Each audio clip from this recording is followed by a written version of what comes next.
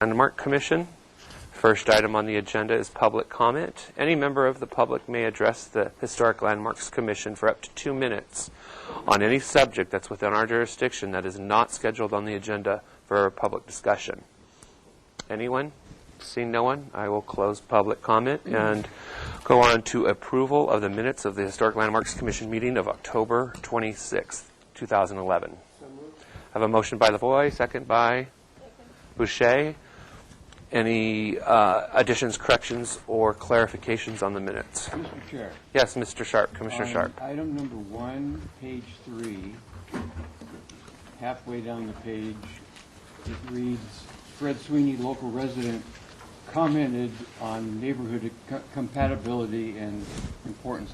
It should say negatively commented, or it doesn't say anything about his... How about local resident was concerned with neighborhood compatibility?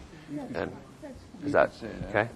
And so that should So read, it's going to say what? Fred Sweeney, local resident, was concerned with neighborhood compatibility and the importance of the site. And also the fact that the site is an entrance to the city, the Upper East, and the Mission. That So it would be importance of the site as a gateway That to the city and And the mission. the old mission, right? Yes, correct. That was one of the largest points. Then on item 2, page 4, the part of the number 1 part of the motion says the asphalt paving is acceptable as presented as a solution for the replacement of the failing brick infill here and other areas of the district, the EPV district. We didn't discuss any other area than Cabrillo Boulevard.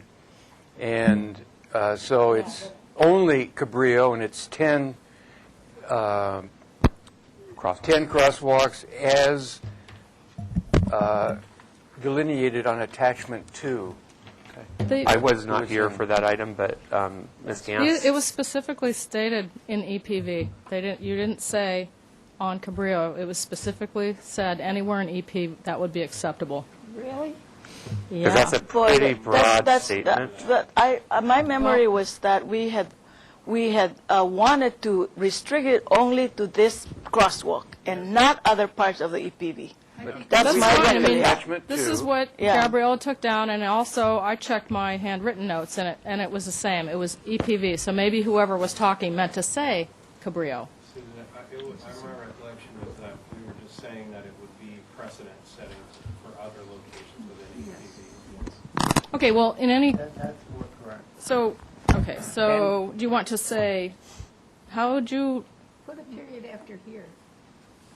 The word infill here, period. Period. Oh, I see. That's fine. Asphalt may be, no. No, just Recognizing that this is precedent setting for other areas. That's in the not what was EPV. said, though. So, I mean, Mr. Chair, may I comment? Yes. Mr. Lamone.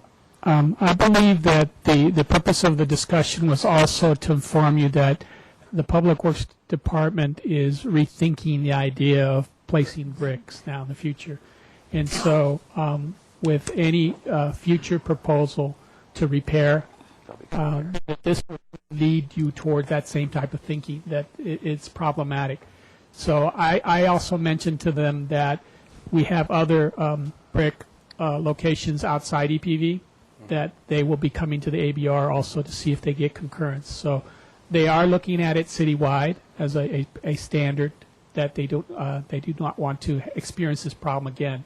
But I would see that in EPV, any location that they repair, they will come to you on those specific locations. So maybe we should just leave it at she the understood that. period after infill here. That's fine. Strike, okay. And when she came into today on consent calendar, Commissioner Sharp gave final approval of those locations only on the attachment number 2, so she understands. yes, this. Thank you. excellent. Anything else, Mr. Sharp? Yes. Item 4, page 6. the second line from the top, Killam DeForest, local resident, commented on sufficient parking. I think he was commenting on insufficient parking.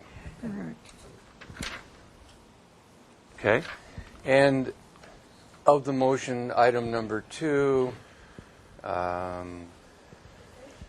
think we should Page say... 6. Page 6. It's, the second line is, at consistent elevation relevant to the floor at the height of the door bulkhead.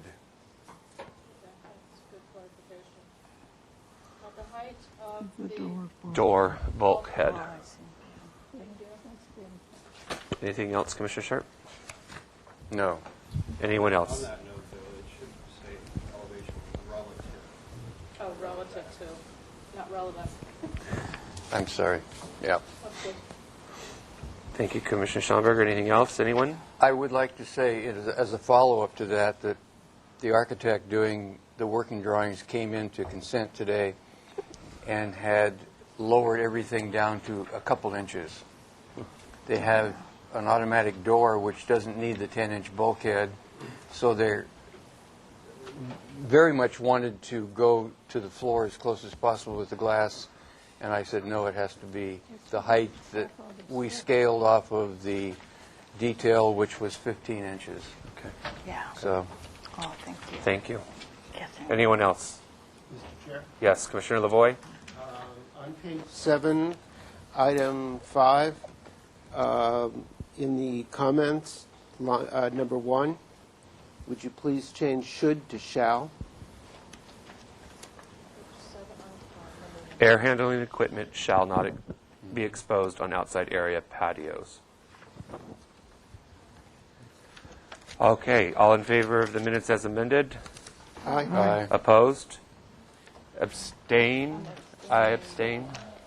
Motion carries. Motion was made by Lavoie, seconded by Boucher. So 2 abstentions, Murray and Suding. Murray and Suding.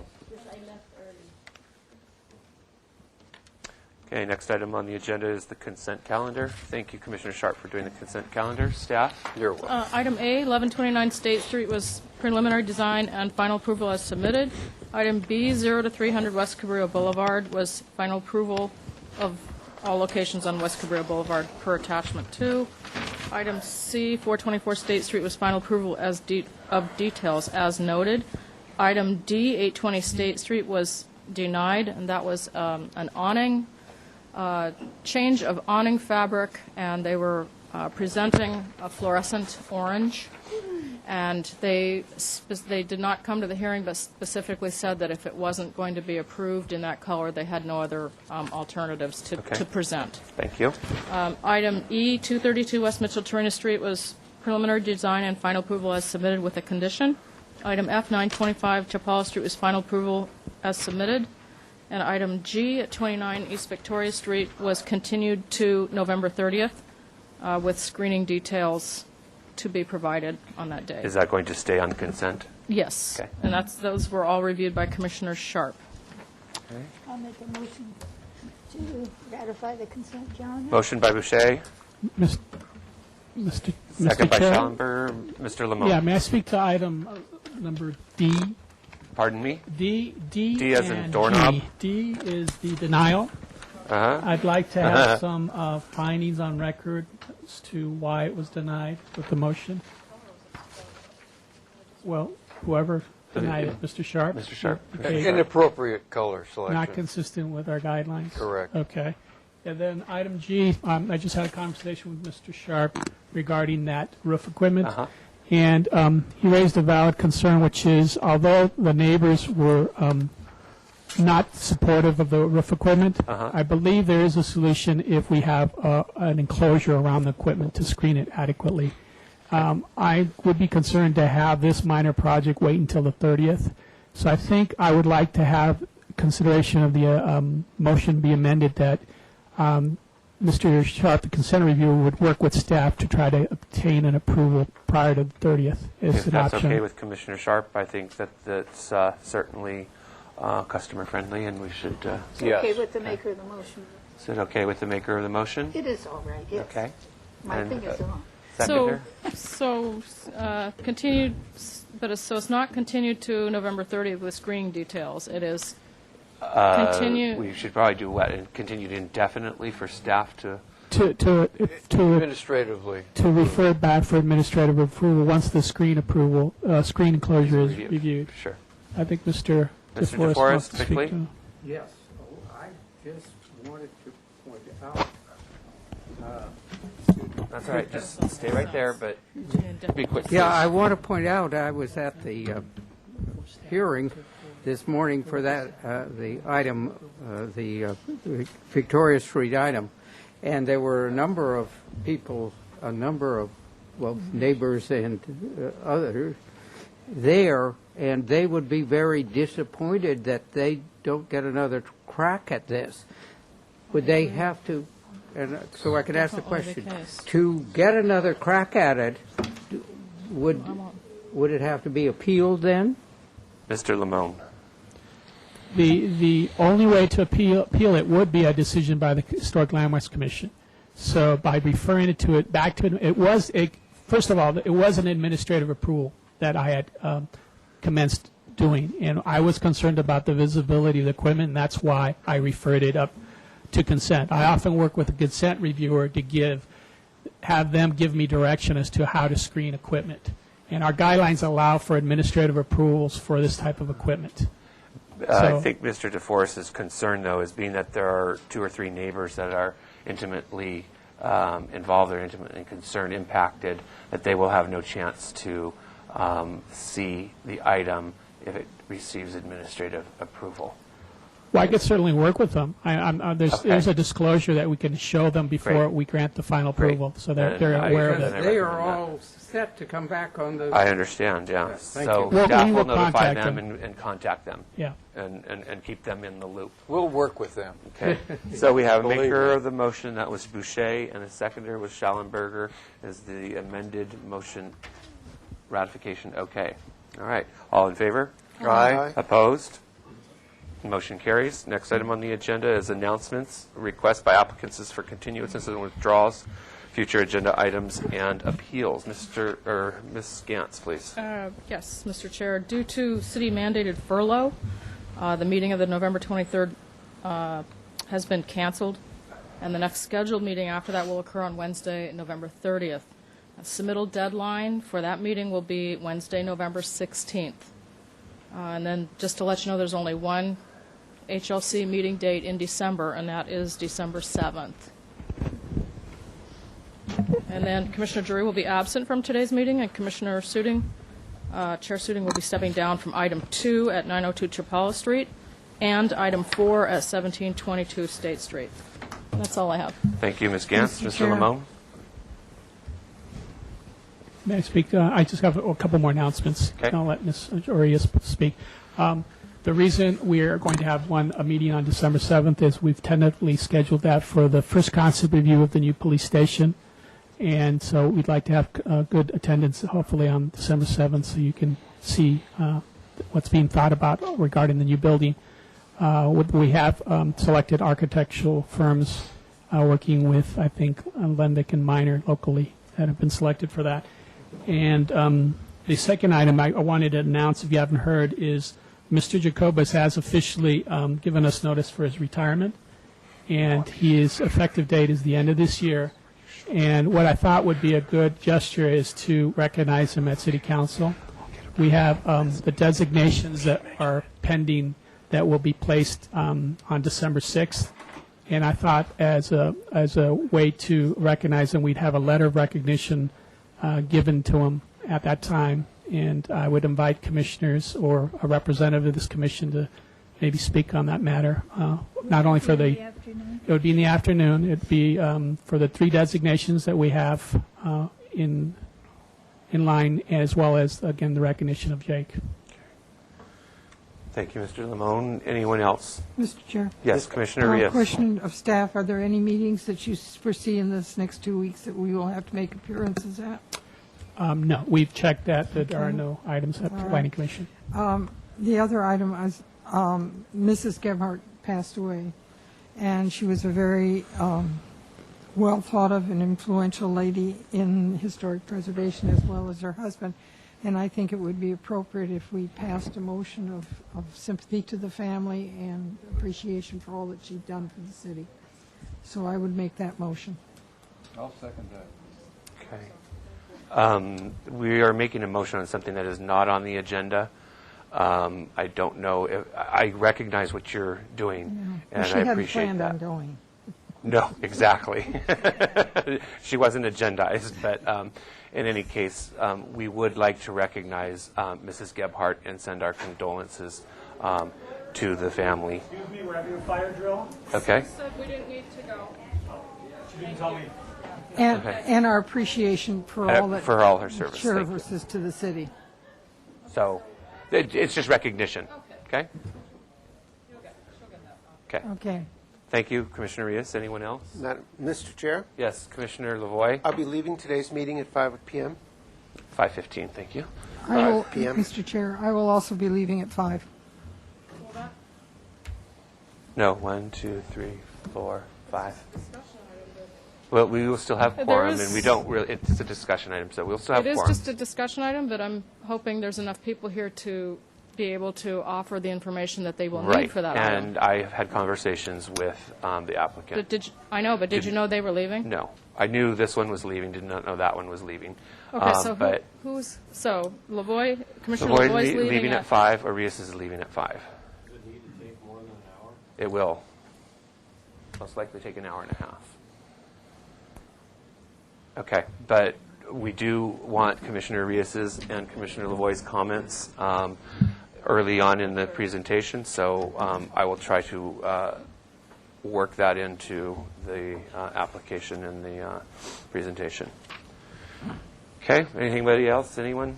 Anything? Okay, next is subcommittee reports. Anyone? Mr. Chair, Quickly, please. just wanted to ask staff, we had meetings scheduled for both the survey and the designations committee that have been canceled. Are we going to be back on that soon? My hope is that I now have authorization to fill the position, Oh, great. and I do not have it yet, but I will get that. I'm hoping that I will get that now that Jake's retired. And obviously that his vacancy has left us overextended, and so I really didn't think that we could promise anything in these designation meetings from staff, so that's why I thought that maybe we should just cancel them until we Okay. I Get just further wanted to on. be sure that, well, as far as we'd gone, we will continue with. We will, and I think next year, I think it'll look better for us to staff those. Mr. Chair, Yes, Commissioner Rios? the Historic Landmark Element Committee is meeting again tomorrow. We will be going over our goals and policies and other items that have been sent out to the members. They meet tomorrow at 1 o'clock over at the building across the street on the 3rd floor. 10 o'clock? 10? I thought it was 1.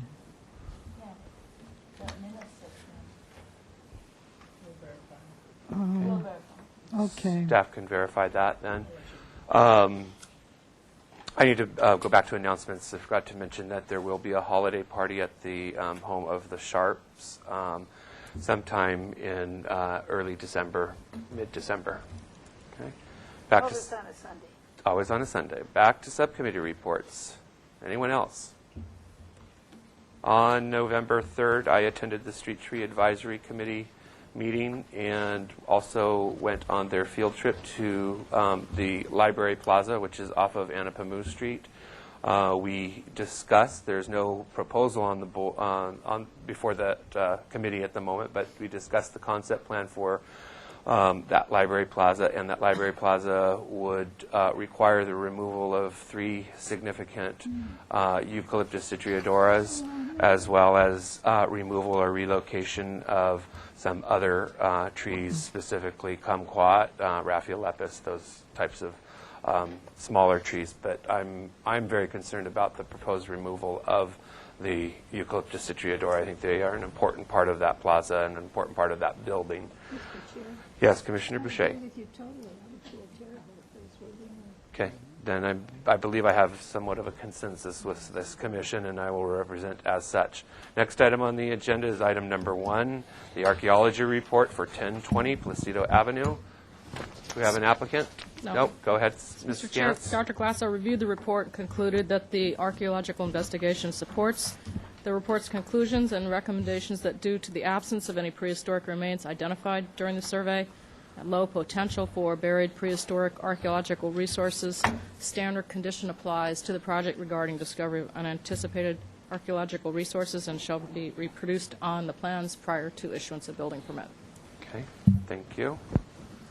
Do we have a motion for acceptance of the archaeological? Mr. Chair. Excuse me, under To the- discussion. To the report.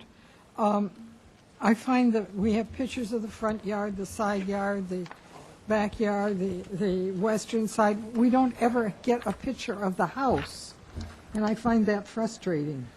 Yeah, I think it's because it's dealing more with the archaeology as opposed to the architecture of the There structure. should be a picture of the house. Yeah. And I would ask staff to, in future, and this has happened before, and I would ask staff in the future to please make sure there's an overall picture of the house. We have the same thing with the Mason Bridge. There's a building removed, there's no picture of the building.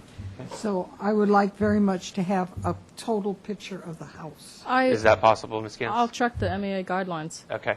That's what. Yeah, we're following That's the what it is. MEA, this- the Master these- Environmental Assessment Guidelines, so. These have been submitted in this format for as long as I've been in this understand. job. If you could just check on that for us, Ms. Gantz, I'd appreciate it. Anything else from anybody on this item? Okay, we had a motion by Sharp and a second by Boucher. All in favor? Aye. Opposed?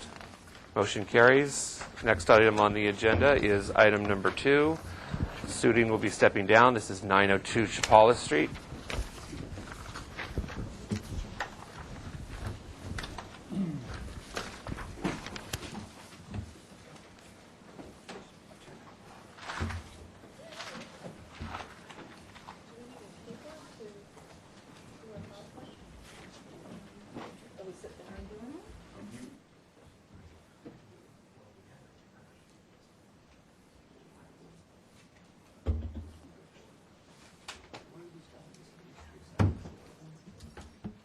Sorry, we have PowerPoint, so.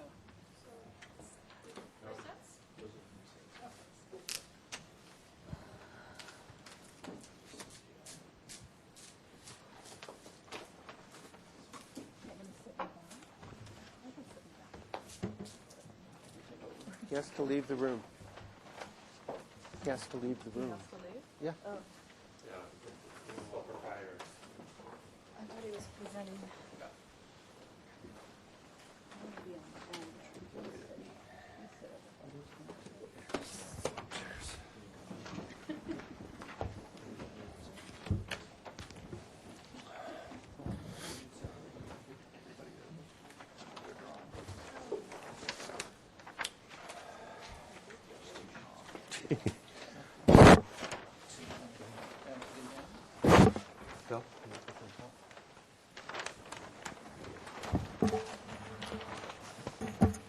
This is item 2 on the agenda, 902 Chapala Street. This is a proposal to demolish an existing 8,800 square foot two-story building and construct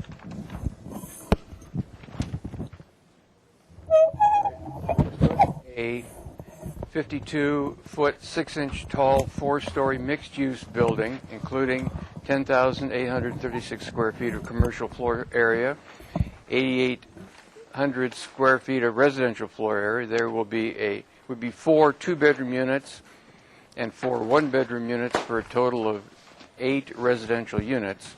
The project includes 22 covered ground-level parking spaces and is located in the 100% parking zone of benefit. Total development on the site will be 28,755 square feet on a 16,868 square foot parcel. Historic Landmarks Commission approval of a development plan is requested to allow the construction of a 2,018 square feet of new Measure E floor area. Could you introduce yourselves for the record, please? I'm Bob Kupiak from Kupiak Architects, representing the Howard Trust. My name is Jimmy Clemency. I'm with Kupiak Architects. Philip Suding, landscape architect. Trish Allen with Suzanne Elledge, Planning and Permitting. Thank you. Would you make your presentation, please?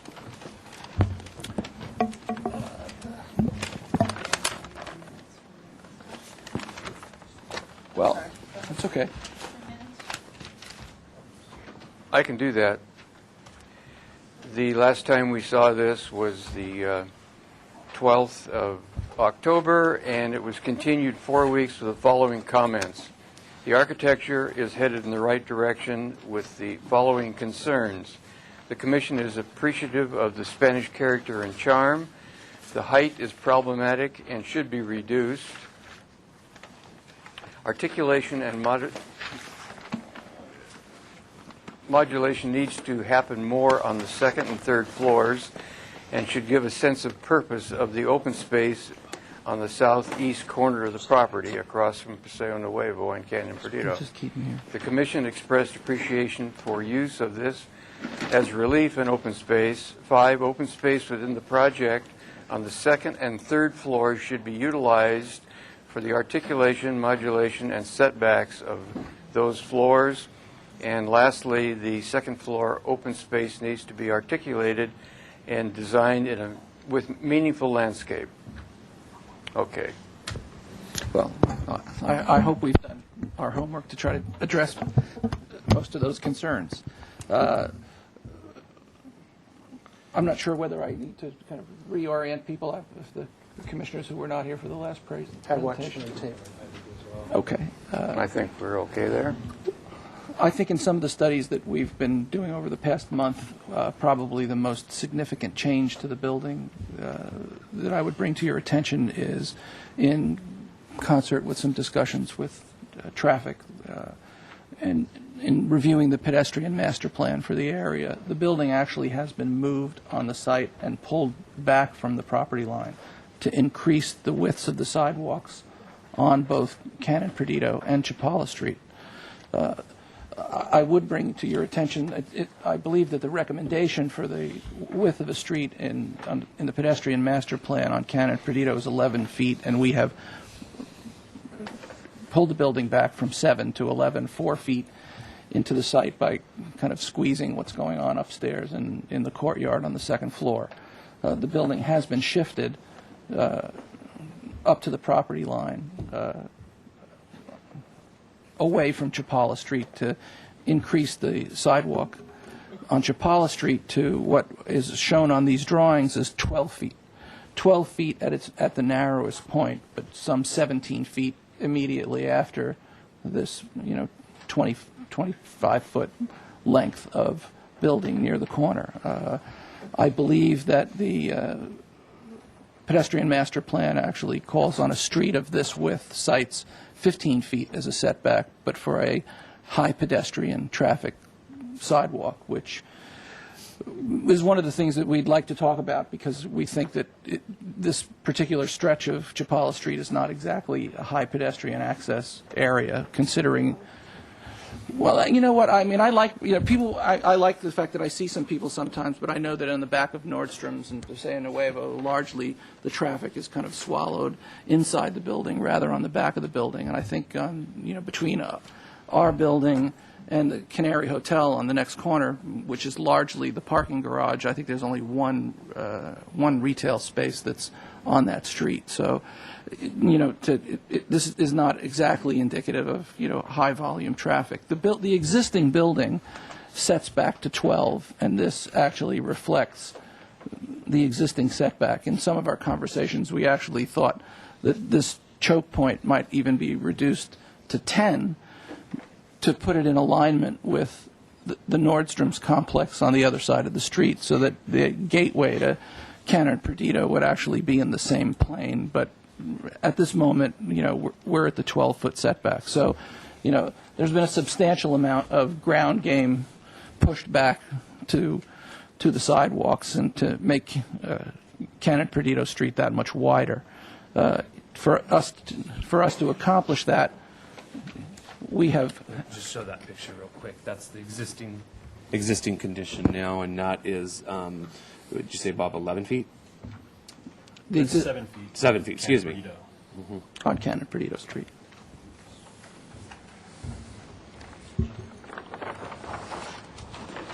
I mean, largely, in order for us to achieve that, it's really been some of what we talked about at the last meeting to kind of squeeze the building in, narrow the courtyard. We've nipped a couple of inches out of each of the modules just to kind of compress the building in order to squeeze that 4 feet out of the floor plan.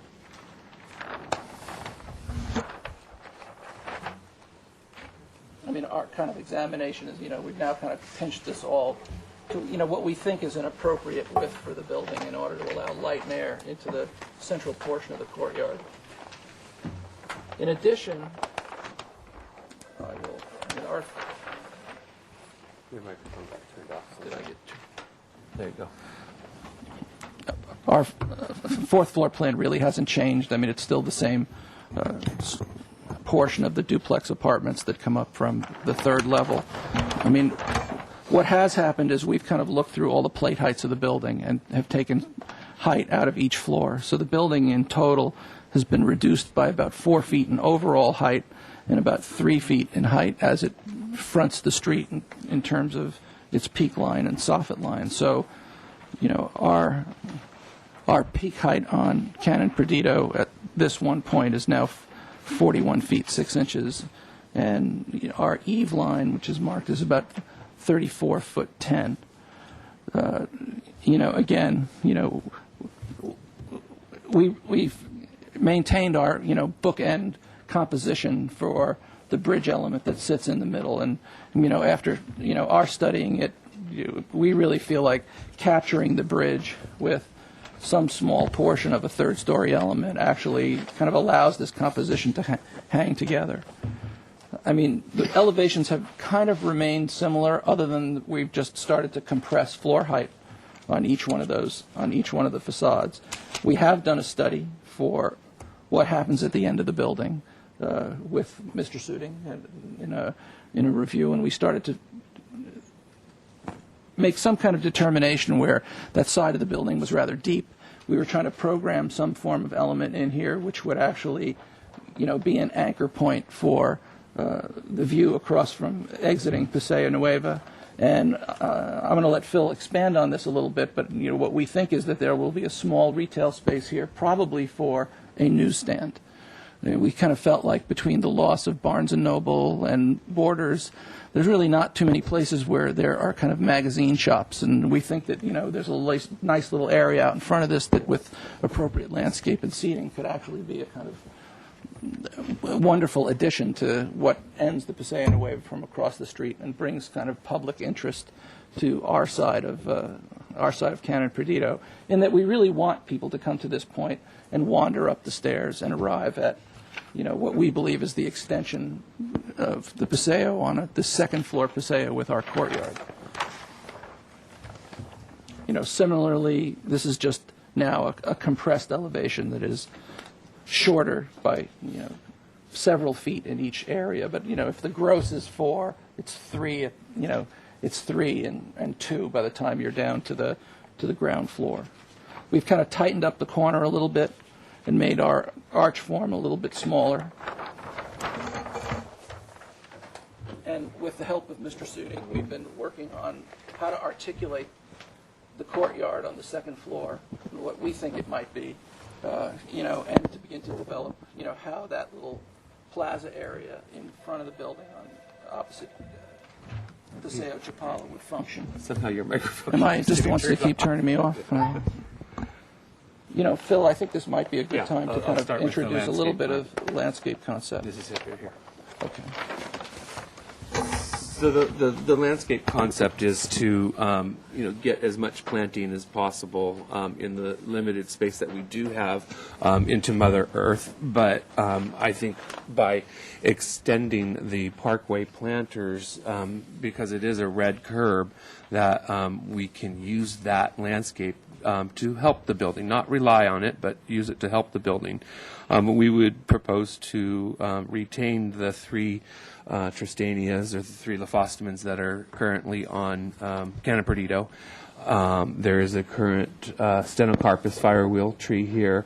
There's a palm tree here that would have to be removed. We would add 2 more palm trees. And again, we would be increasing the length of the parkway planter so that it's not just a tree well where the tree is coming up out of the ground, no opportunity really for shrubs or ground cover.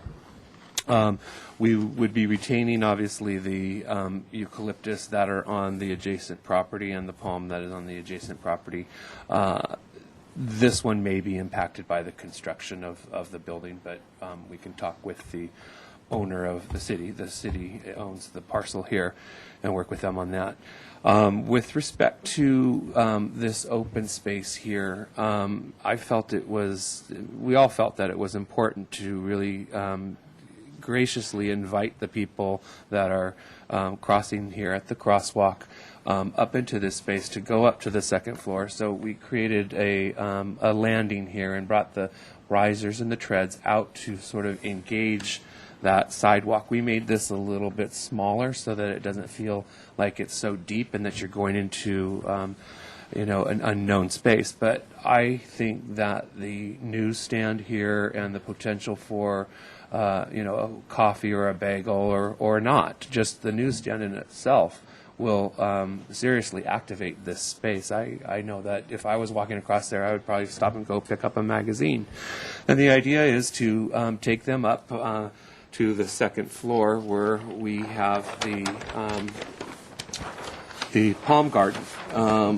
And they would come up and around and be enthused by the space here that is set up with a grid of palm trees, and I'm thinking that these palms would be the Kentia palms, and then the palms that would be around the fountain would be a little bit more human scale, the windmill palms. And every time, quite honestly, every time I think about coming up into this space, it kind of sends goosebumps up my spine, just because I think it'll be a rather spectacular high energy spot.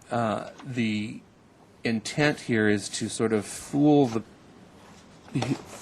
eye or fool the human that these are actually planted in ground. And so we could do a decomposed granite surface here that makes it look like it's really just coming up out of the ground itself. You wouldn't really know that you're on top of a parking structure. I've used it in other rooftop gardens in town, and it's very successful to sort of fool the eye or fool the person. So we have then a space that is really defined by the building and the columns. And this is one space here that could be used for public gatherings or just as a passive sort of contemplative area.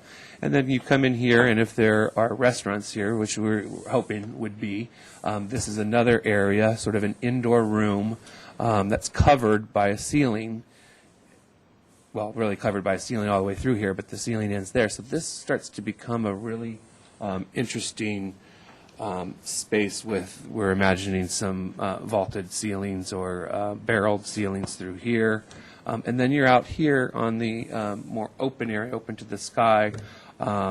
Tables and chairs could get some sunlight. They could look down on people, spy on people, which is always fun to do.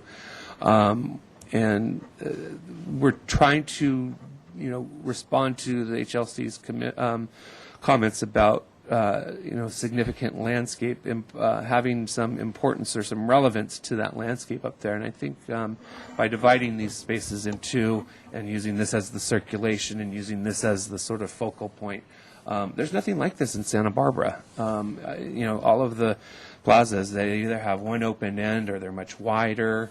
But this, I think, is going to become a special place. And high energy there. Thank you. We keep negotiating about the fountain because there's at least a through bocce court here or two. If this is treated appropriately.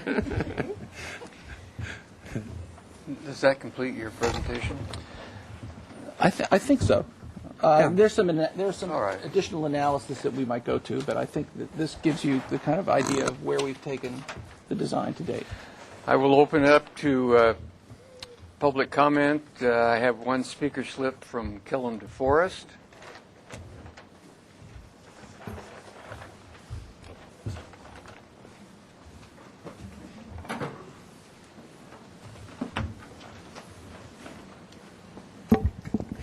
Kellam DeForest, I have, sit down. I have two words to apply to this project. It's too big. After the citizens, well, I can't say a majority, but I think they were thinking of buildings when they voted against the building height, when the voters didn't voted against the building height amendment that would have limited structures to 45 feet, they were thinking, or the propaganda was that the over 45 feet would be buildings that served a public purpose. I don't see this building fulfilling any public purpose, and I think so maybe it doesn't have to be too big. I know the interior courtyard would provide light for the thing, but it's on the second floor, which is an odd place for a courtyard. And but I understand it has to be to provide the limited parking that this place is going to be. But if it were smaller, maybe it wouldn't need so much parking. So please instruct the applicant to decrease the height and bulk of this project. Thank you. Thank you, Mr. DeForest. Anyone else in the audience wish to address this project? Seeing no one, I will close the public portion and open it up to questions from the commission. Mr. Chair, before you begin questions, we do have some Public Works staff here. If you have any questions regarding the sidewalk width questions with respect to what our pedestrian master plan indicates should be on Chapala and on Caño Perdido, as well as the transportation engineer who will have some public improvements required at the intersection. So they're here if you have any questions with respect to those issues. Okay, thank you. Commissioners, questions? Just on that note, Mr. Schallenberger. just a simple question. Is the project in conflict with any of those future improvements, planned improvements? You mean as it relates to I mean, in other words, would this impede those future plans?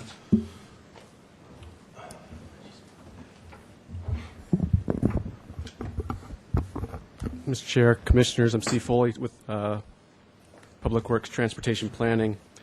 The project there's actually two guidelines that the project is supposed to try to meet, and that is the Chapala Street guidelines and the Pedestrian Master Plan, which they are not really consistent.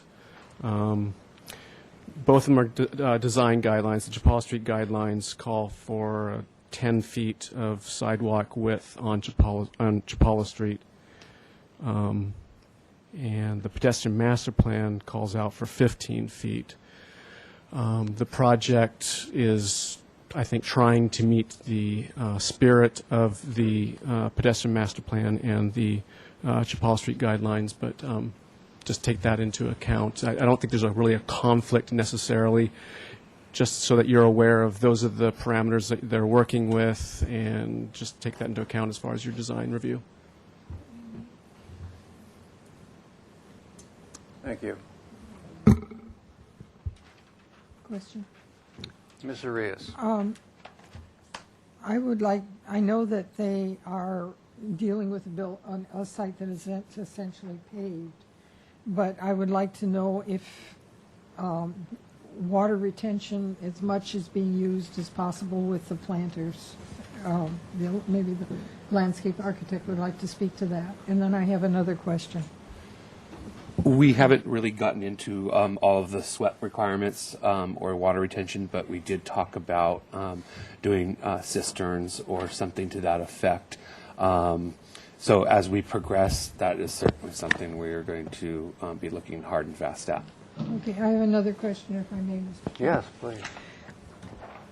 When I see buildings like this that have residential units and driveways like this, I always think the police driving by, can they see in to see if anything is happening in the parking lot that isn't desirable? And I was wondering if you had considered the possibility of some sort of a gate or something across here that could be closed off at night to give the people some form of security. Although it's not shown in the drawing, I think we would absolutely look at a kind of some form of. Yeah, I rode with the roll-down police gate, many right. times, and I know that you need to be able to see into places, and this is quite in. And so I would ask that you consider looking at that possibility of a gate for the residents as security. We most certainly would. Ms. Boucher, any questions? Not right at the moment, thank you. Ms. Murray? Yes, I have a question. In one of our points in the minutes, we had talked about, we were very concerned about the height of this building, and I want to know exactly, did you reduce the 52 feet part? And so just clearly show us what is the height of everywhere. Let's pull the elevation sheet open. This one from here. That'll give you all the heights. This is the Canon Perdido side of the project, and I'll let Bob go through that. This is our previous. This is the previous submission where, did we lose this one, Jamie? Where are we? You can see it on the back right there. I'm sorry, there it is. So we started at 52 feet 6 inches. We're down to 49 feet at this point. That's the rear. What was 44 feet 6 inches is now 41 feet 6 inches. 41-0. 41. I'm sorry, 41-0. Yeah, that's for this portion. I'm sorry, here. the This peak, the little yeah. peak of the roof up here is at 41. I mean, a principal line, we were at 38 feet. Am I doing that right? For this eve line? 37. 37, and we're now at 34.10.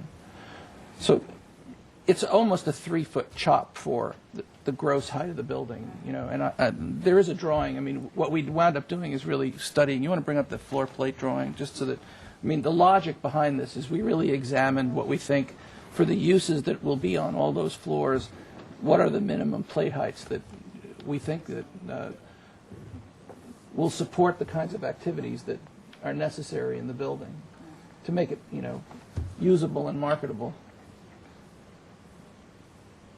I mean, we believe that because of the structure of the podium with a 15-foot plate height on the first floor, that we'll wind up with about 12 feet of usable ceiling height in the ground floor commercial space. We're shooting to get at least a 10-foot ceiling height in the commercial space on the second floor, which would give it the opportunity to either be office or potential retail. And we've reduced the upper floor plate height on the top, on the third floor to Varies between. it varies between 8 and 9 to give a little bit of modulation that exists, so one roof can tuck in underneath another on the facade. And it's 8 foot. It's an 8-foot plate height on the upper story of the duplex units. And I think, at least from our vantage point, from at least, a squeeze play, it would be difficult to compress the building more than this and still, manage usable space for our client. The short answer to your question is it was reduced by about 3 feet. Thanks. Mr. Lavoie, any questions? Mr. Schallenberger? Just, are there any building sections in the set? There are in the previous set. But It's not one of the. It's not one of the drawings that we modified, but we actually will. It's other than the push and the pull. I mean, this has been reduced by several feet, and the building's gone down. But conceptually, I mean, there's a slight. Conceptually, it's still very much the same building. It's this it's our courtyard that actually gives us the kind of linear amount of space that we need to stack residential units and still have either through ventilation or adequate light and air. right. Sorry, Bob, but that's my courtyard. Well, it's interesting you say that because that's what drove the question was this soil basin that's going to need to be required. I'm curious to see what that's going to look like in section. Yeah, and we're confident that we can obtain the depth needed to support those palm trees in great health. Just I mean, if I can do this on the drawing, in the 3 foot, in the 3 foot depth of the structure that we have, where between a little nip and tuck on the commercial side and mostly on the parking lot, if we drop our structure to the bottom of our beam lines, we think we'll have an adequate depth for real, a real soil planting to allow those palm trees to exist. Thank you. Comments? I'd like to finish this up by 2:30. If we possibly could. Mr. Lavoie. I did watch this on the tape last time, and wish I could have made comments at that point, but I couldn't. I think generally the architecture is acceptable and actually quite nice. There are some elements in the building that I think are unique to this building, and I really kind of like those.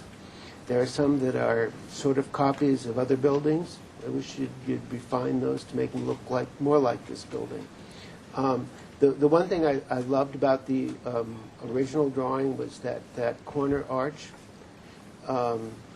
with the cutout, the semicircular quarter circle cutout was really kind of fun. One of the things I liked about it was its exaggerated size, and it looks like it would topple over at any moment, and I sort of liked that. The fact that you took the columns off the side, I like it better, but I think you need to sort of like expand that circle just a little bit more so that that arch has that wonderful energy that it used to have. And more about arches. There's too many different types of arches on this building. And particularly in the courtyard, one wall has elliptical arches, the end walls have round arches. I think it'd be more successful as a building if you picked an arch type, either a full arch or a segmented arch or an elliptical arch, and just used it consistently around the building, except maybe for the corner pointed ones, and leave that be the sort of like accent.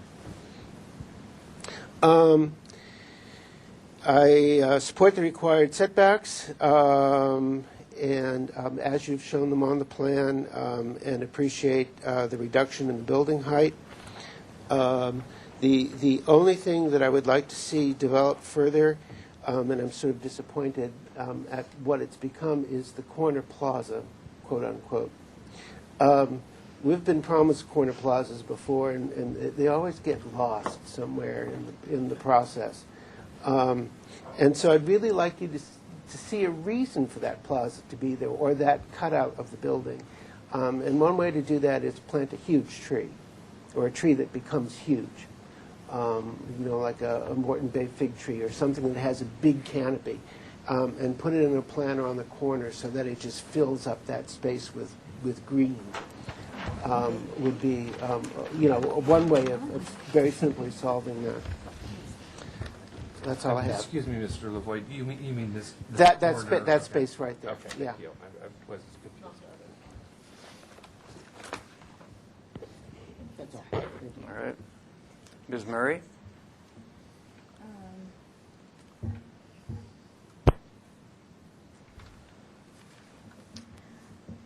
I have to tell you that because I'm on the subcommittee for the historic resources element, I've been thinking a lot about the city, and I've been walking around the town and I'm looking at all of the different parts of the city.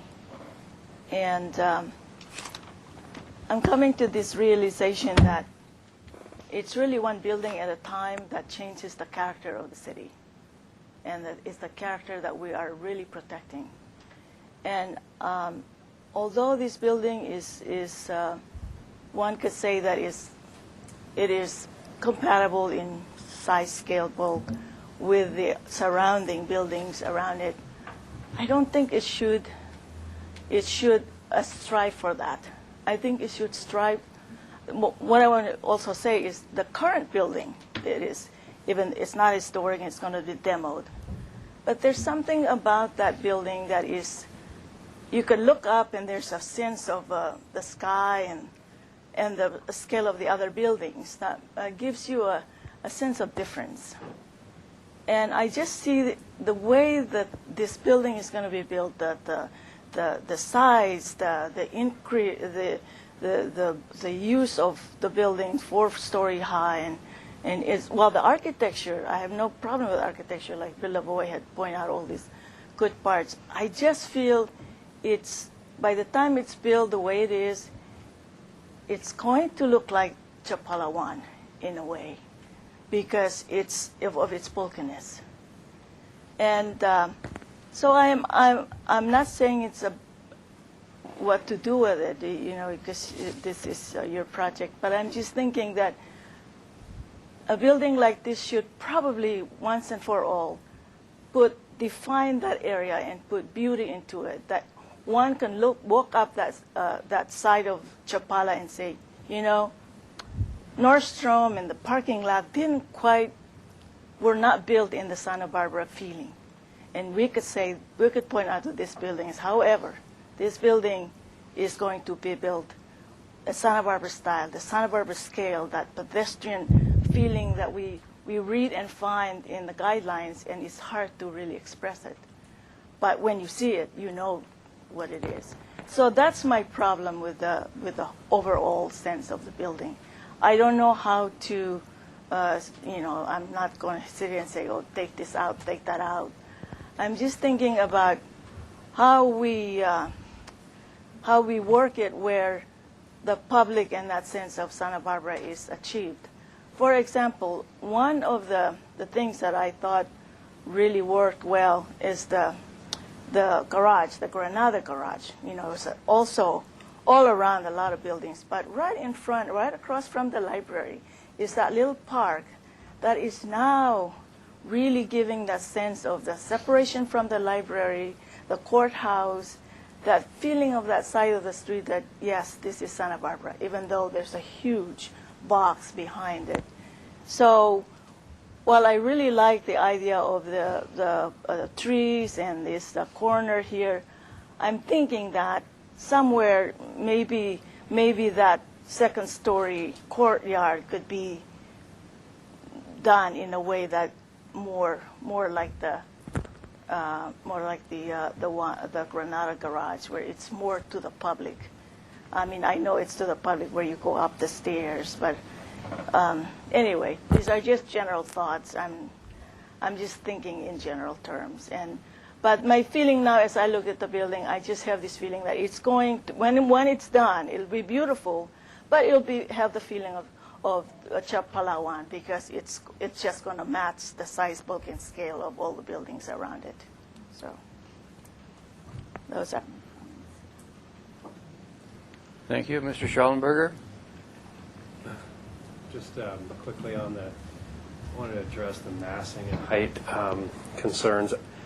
I think what this project has is a trade-off for a certain amount of height and massing for some interest in the building, and particularly the second floor courtyard and the setback patio off Cabrillo Street.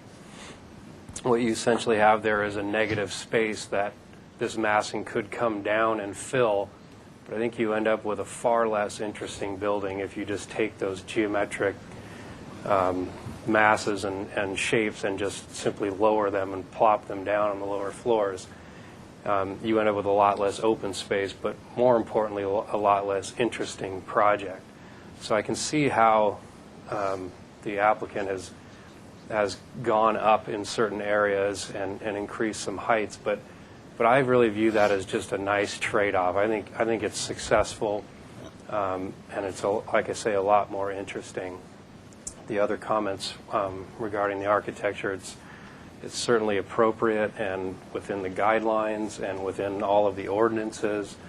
All of the compatibility analysis requirements are met, so it's hard to really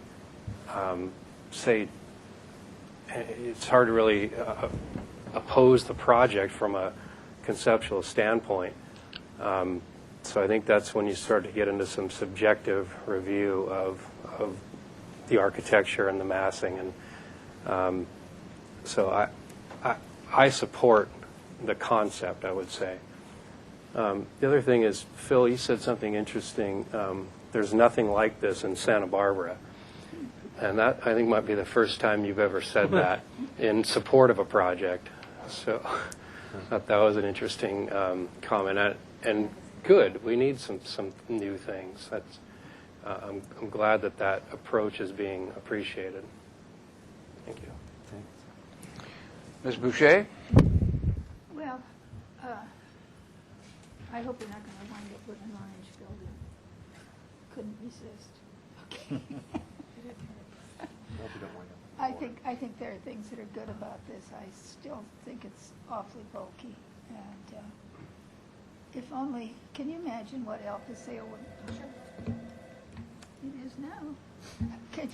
Can you imagine what El Paseo would look like if it had, the first level was all parking?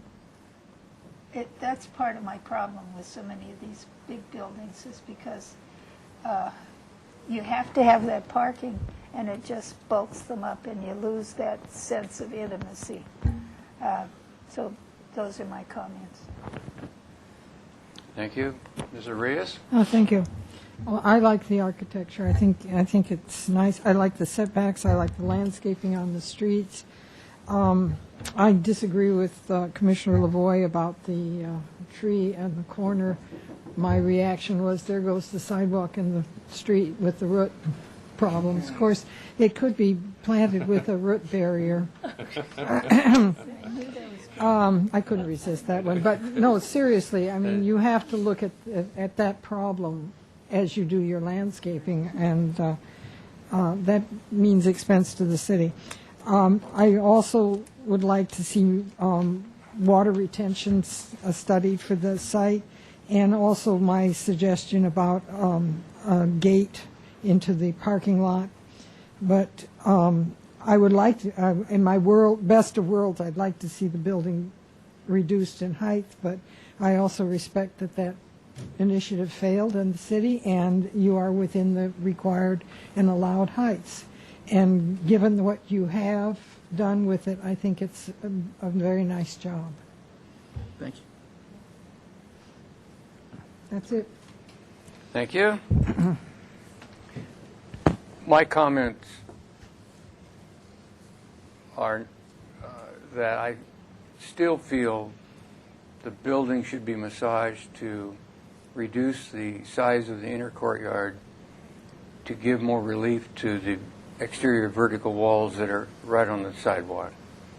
And I'm hearing very positive comments from all the other commissioners, so and appreciation of that very thing. So I'm just one voice here, but it bothers me that there's so much three-story rising vertically, as I said, from the back of the sidewalk with no relief, and I would prefer to use some of that in second floor courtyard that isn't, to me, quite as romantic as it is to Phil, and I don't see the public going up there and ever really appreciating it, because there would be no reason for them to go up there unless they're living there or having an office or visiting an office in that building.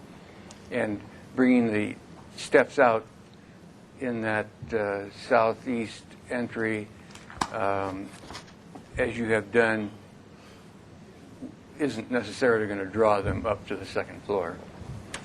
But anyway, Generally, the comments are that the architecture is acceptable.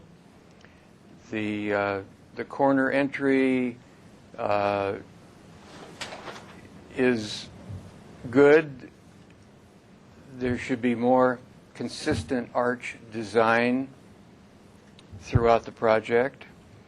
And there's some differing opinions on whether there should be a very large tree in that southeast courtyard entry.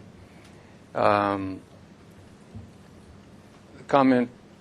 couple comments are the building is still too bulky, and yet others feel that it's a nice trade-off of space to have that interior courtyard such as it is. And there is support for that concept. The landscaping seems okay with the additional study of water retention, and generally majority feel that it's an acceptable project at this point. Mr. Chair? Yes, Mr. Lamone. I heard there was support for the sidewalk widths as proposed, so that would be something that we'd want to have on record, that those sidewalks don't have to be adjusted. I heard 17 feet from the applicant.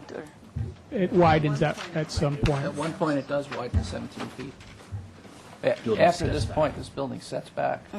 So what Mr. there's a Foley dimensional says, plan. it meets the spirit, but it technically doesn't meet the recommended width for Chapala.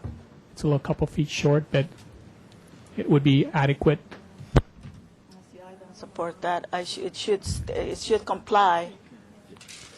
I mean, Well, that's important because, again, that would affect the site plan, and staff's not insisting it as a requirement. It's basically before you as the discretion body to make that call as to whether that standard should be met. And Mr. Chair? Mr. Sudi? I was part of the Chapala Street guidelines, the publication of those, and I think it was a mistake to say that the whole width of the sidewalk needs or should be 17 feet. I think there can be some variation in the width, but if you look at this, it's a good 66, almost 70% of the sidewalk complies, and then we get to a pinch point here on the corner. Maybe that's not the right place to have a pinch point, but it works with the building.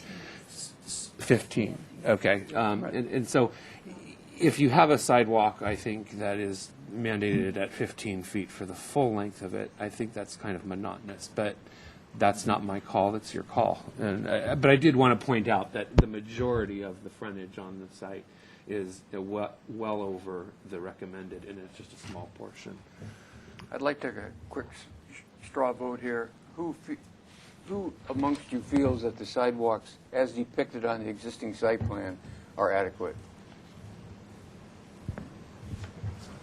And that's 3, who feels that the sidewalk should be wider than shown on the site plan? I do. Okay. Well, I just want to comply because, and it's because I agree with Dan Sharp that because of the height of the building, the 4th story, I just think the more relief you can give the sidewalk, the better. Mr. Chair? I also Do we get to say anything at this point? I also,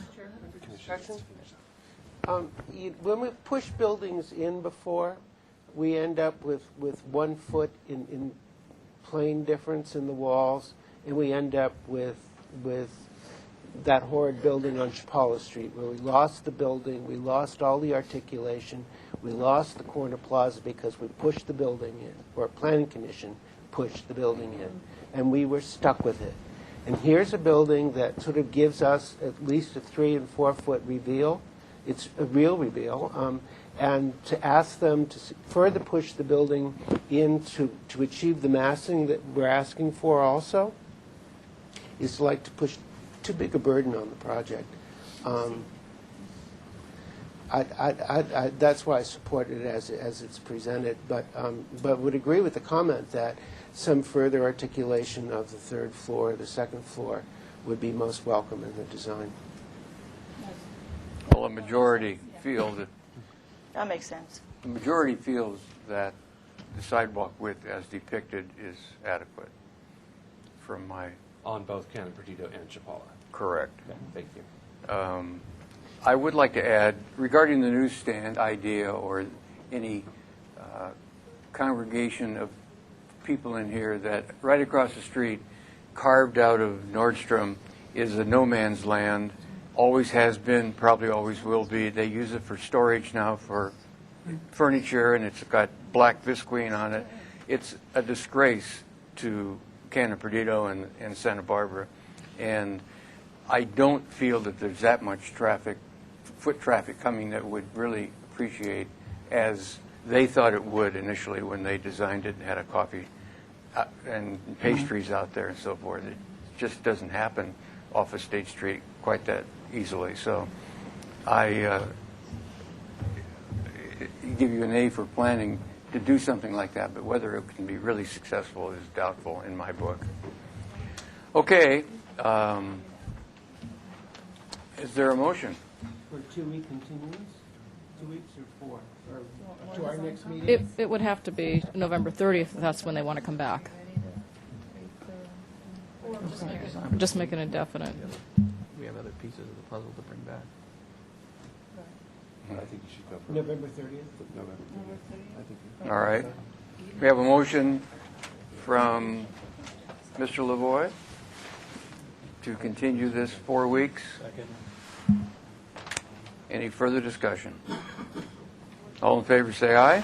Aye. Opposed? Motion carried. 4 weeks. Thank you, ladies and gentlemen.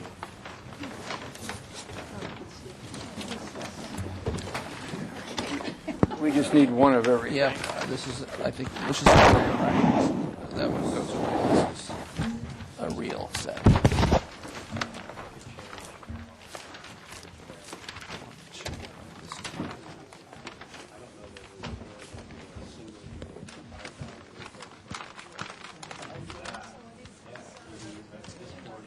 Roll right up there. Jamie, do we need to staple these in? Give you this one. Just leave them. I'm not doing a very good job.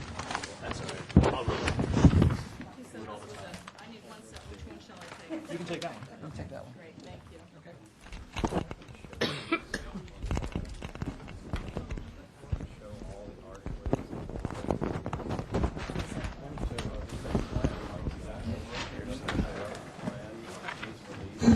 Okay, next item on the agenda is item number 3. It's the 0 block of West Mason Street, and this is proposal to replace structurally deficient. Yeah. Quiet in the room, please. Mr. Schellenberger. Okay, this is a proposal to replace the structurally deficient Mason Street Bridge over Mission Creek and increase channel capacity. The existing bridge span is 35 feet, and the new bridge span will be 55 feet. The existing roadbed width is 36. The new roadbed width will be 60. Action may be taken if sufficient information is provided. Welcome. Please state your names for the record. Don Spagnolo, Public Works Department. Welcome. Sorry, go ahead. John Nowasiak, Public Works, Principal Civil Engineer. Welcome. I'm David Black, Landscape Architect for the project. Welcome. Chair Sitting, members of the Commission, I have an opening statement. Sure. This project is a part This of... is Mr. Berman. Go ahead. I'm Michael Berman, Planning. Thank you. This project is a part of the Low Mission Creek Flood Control Project. That project was approved by the City Council back in 2001, by the Planning Commission as a part of a coastal development permit in 2007, and shortly thereafter by the California Coastal Commission. This project is a joint effort amongst the Army Corps of Engineers, the County Flood Control, and the City Public Works. On September the 15th, 2010, the Historic Landmark Commission reviewed and approved the Historic Property Survey Report and Archaeological Phase 1 report for the bridge replacement. And with that, I'll turn it over to Mr. Iwasiak. Mr. Wozniak, if you would please limit your presentation to no more than 5 minutes. Okay, I will try my Thank best. you. There's a lot of information, I so know I'll try. there is. We have a lot of public speakers. We Thank have you. a full agenda today. Thank you, Mr. Chair and Commission members. John Wasik again. Wanted to give you a quick overview and purpose and also project description, constraints, et cetera. So we'll try and squeeze that in, shoehorn that in. So the purpose today is to provide the HLC with an overview of the project and to give you an understanding of the design parameters, constraints, and associated information so that when we return, when we go towards our conceptual approval, that we have some baseline understandings of the project. So no action is being requested, but we do request some of your comments at the end as time allows. So real quickly, with bridge history, it's originally constructed in the early 1900s. The deck was replaced in 1955. It's a structurally and hydraulically deficient bridge, and it's primarily funded by Highway Bridge Program grant funding. It's part of the Lower Mission Creek project, Lower Mission Creek Flood Control Project, which is approximately 1.3 miles of Lower Mission Creek from Cannon Perdido down to Cabrillo Boulevard. So with this project description, there are a number of design constraints that are significantly affecting the design of this replacement bridge. And we have many sheets of plans that show a plan view of the approved EIS alternative. That's one of the sheets, and then other photo sheets, and also we'd like to have you digest some of the habitat expansion areas and understand some of the very, very significant design parameters that are driving the design of this project. The flood control, or the flood control project, increases our flood protection in the channel capacity from 1,500 cubic feet per second to 3,400 cubic feet per second. Significant improvement. So we're planning to restore the native riparian species and enhance the aquatic habitat per the approved EIS, and to instill those habitat expansion zones. So design constraints. This sheet, this plan shows the numerous design constraints. Just downstream and to the east of the bridge is 15 West Mason, which will be acquired and demolished as part of the project and will become a portion of the habitat expansion zone. The creek widening and bridge widening will occur on that eastern side of the bridge area. 20 West Mason, which is just upstream and immediately west of the bridge, is going to be acquired and protected in place. Both 15 and 20 West Mason structures were found not to be historically significant. And as part of the approved EIS, the Kimberly Mason intersection will be relocated and realigned as a result of the channel and bridge widening. So the intersection, the Kimberly-Mason intersection, would be designed to accommodate the turning of a bus from Mason onto Kimberly. So it's designed for a two-way traffic in accordance with the circulation element and as documented in the EIS. So Mason Street actually currently is approximately 38 to near 40 feet wide from curb to curb, and that the new Mason Street paved width would be curb to curb would be 36 feet in accordance with the approved La Entrada project, which has received substantial conformance determination and is scheduled for construction in the fall of 2012. So this bridge design is needing to be in conformance with the geometry and the alignments and the proposed improvements in accordance with the La Entrada project. So the realignment of Kimberly Avenue will result in a partial acquisition of 16 West Mason. That's the eastern property of the intersection. And that project has been before you, I believe, for a potential development, and we've been working with that property owner as to what the issues are associated with the geometry of this project and the needs of that applicant as they have portrayed them to us. And so one of the goals of this project is to minimize the property take on 16 West Mason Street. So although this project is in the design phase of the federal process. And we have the next phase after the design phase is the right-of-way phase, which we will then elaborate more and get into more detail as to the acquisition issues associated with this project. Another important element is that there's an existing 54-inch storm drain pipe that exists and exits just downstream of the bridge and adjacent to the 15 West Mason property, just downstream and east of the bridge. Another important, very, very important element of the project is the Sycamore Tree that is shown adjacent to the bridge and just downstream and to the west of the bridge. It has 5 trunks. It's about 70 or 80 years old. It's a prominent tree in the vicinity, and it happens to be in the alignment of a critical element of the bridge design project. The western abutment of the bridge is the key to the location of the bridge as it's proposed for the Lower Mission Creek Flood Control Project, and it directly relates to the alignment of the Kimberly Mason Avenue intersection, and that then further impacts the acquisition on the 16 West Mason property. So the goal is to keep the abutment of the Mason Bridge as far west as feasible. So we've, in an attempt to protect that tree as to the maximum extent feasible, we've had an arborist report that has told us that any bridge project we do in here is going to significantly impact that tree.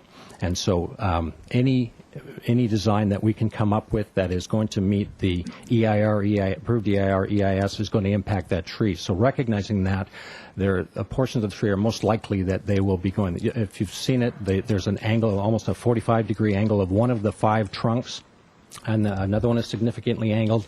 There are smaller trunks that are more western, and they have the potential to be saved, but it's recognized that there will be a significant impact to that tree, and it would be a challenge to save even any component of the tree. But we would make every reasonable attempt to do so. But it's looking like from our preliminary review that the bridge abutment wall would need to be as far west as feasible to allow for that the geometry of the bridge and of the intersection and of the minimizing the take on the 16 West Mason property. So the arborist report, we had an independent arborist report prepared in May of 2011, and it stated that that their recommendation would be the abutment wall be in order to try and save even a component of that tree, that the abutment wall would need to be 12 feet away from the trunk of the tree. So that would be extremely challenging in order to meet the goals of the project, which would be the 55-foot width, channel width, new width that is necessary for the Lower Mission Creek Army Control Project, and then to maintain the realignment of Kimberly and the minimal take. So as you can see that there are these significant design parameters and issues that are associated with it. Now, the further the wall, the bridge abutment goes west, the larger the riparian habitat or the habitat expansion zone would be next to 15 West Mason Street. So we can actually, one of the recommendations by the arborist is to propagate and make cuttings of the tree and seedlings to propagate the tree so that we could have that tree be portions of it be relocated and planted and propagated so that it would have the same generic characteristics as the tree being removed.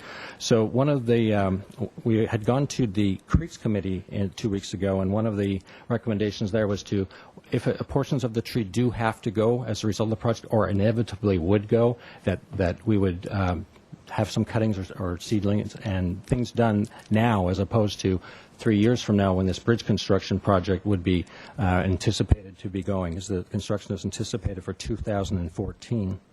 That whatever could be done now should be done now, as it takes, we were told, 15-ish years for things to mature from that type of cuttings and plantings. So the current bridge design anticipates significant impact to the tree, and we'd certainly like to get your comments and feedback on the tree issue.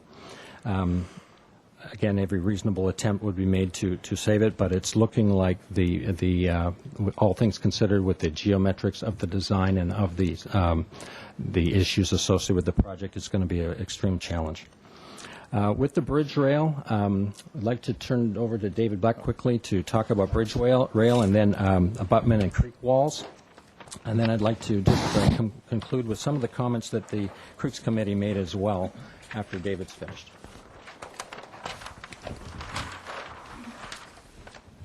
Obviously, one of the design elements of the bridge would be the concrete bridge railing. Some of these designs this commission has seen as part of the Chapala bridge project, and briefly, because I know we don't have much time, the intent always has been to maintain this historic character of the bridges as they were built in the 1920s. Ortega, for instance, is the most recent one that we've been involved with, and that was built in 1919. And you're familiar, obviously, with the Cabrillo bridge railing. I present these just as something to sort of consider in terms of the different opportunities that may exist in terms of a future bridge railing. The one at the top that you see is the one that was Ortega, and just last week the forms came off the bridge railing in Ortega, and essentially what this was is, I'd say basically took the original bridge 1919 and I just updated. I provided the openings and the recesses on the pilasters, but at the ends. But essentially, it's the same design, and I thought it came out pretty successful. It's sort of a nice neighborhood character. Now, it may be that we would consider something like this. The ABR has already approved this design for the new bridge at Punta Gorda over on the east side on Sycamore Creek. Just for the commission's review, I have some variations on it, with an arched opening, something with these intermediate pilasters that extend above the railing itself, slight variations. It obviously all be in cast concrete, but just something to think about and get comment on if you don't mind. And does that wrap up your presentation? Yes, thank you. All right, then we'll go to. You have something to say too? No, I'm here to answer questions. Mr. Chair, if I could just conclude with some if you final could wrap comments. It up Yes, in, real quick. 1 minute, please. Sure, 1 minute's great. So when we did go to the Creeks Committee, there were things that they weighed in on, which was bridge width issues, sycamore tree preserved it to the extent feasible, propagate the sycamore tree now, importance of the bank plateaus and the the habitat expansion zones, and that they appointed a liaison, Leanne French. I noticed she's in the audience, and she may want to elaborate on those issues. But in closing, we're planning to get back to the HLC on December 7th, and we're working our way towards the conceptual approval, so any of your comments today would be much appreciated. And that, again, construction is slated for 2014, and that concludes our presentation. I appreciate your feedback. Thank you, Mr. Wozniak. And I will open public comment. We have 6 speakers. First speaker is Mark Romasanto, followed by Eddie Harris. Please come forward. Mr. Black, if you wouldn't mind giving up your chair. Thank you. Good afternoon. I'm Mark Romasanto, representing our family trust, Romasanto Family Trust. Welcome. Thank you. First, I want to say that it's been a pleasure working with John and everybody involved in this project. Everybody has listened to our concerns and tried to look at solutions. My real problem with it is that we have come up with other solutions, such as a one-way option. This is being designed to facilitate buses to the Children's Museum, which is a great potential facility if it actually gets built. But my concern is the actual width of the road, the width of the sidewalks, the planter spaces, the geometry of the turning. As you all know, this is zoned for hotels down here. We have brought a project to you guys. We feel that the property is our property, but it is in partnership with the city. Every hotel room that we have is a partnership with the city. Bed tax is an important part of the city's revenue. So any take of our property inhibits the ability to possibly even build the project. It's not a huge piece of property, so it's marginal at best. So any take becomes costly to both us and the city. So we would hope that you would look at alternatives to minimize the take, such as the street width, such as potentially one-way, such as the parking, parkways and the sidewalks. We May I will ask you to wrap it up with Yep, 60 we will. seconds? We will be coming back to you with the project that we brought to you a few weeks ago, and we appreciate the positive comments the last time. I hope you will keep in mind the work that we have to do if this project takes even more property. Thank you very much. Thank you very much, Mr. Romosanto. Eddie Harris, followed by Chris Casebeer. Mr. Harris, welcome. Thank you. I'm limiting you to 3 minutes. Good afternoon, Mr. Chair, members of the HLC.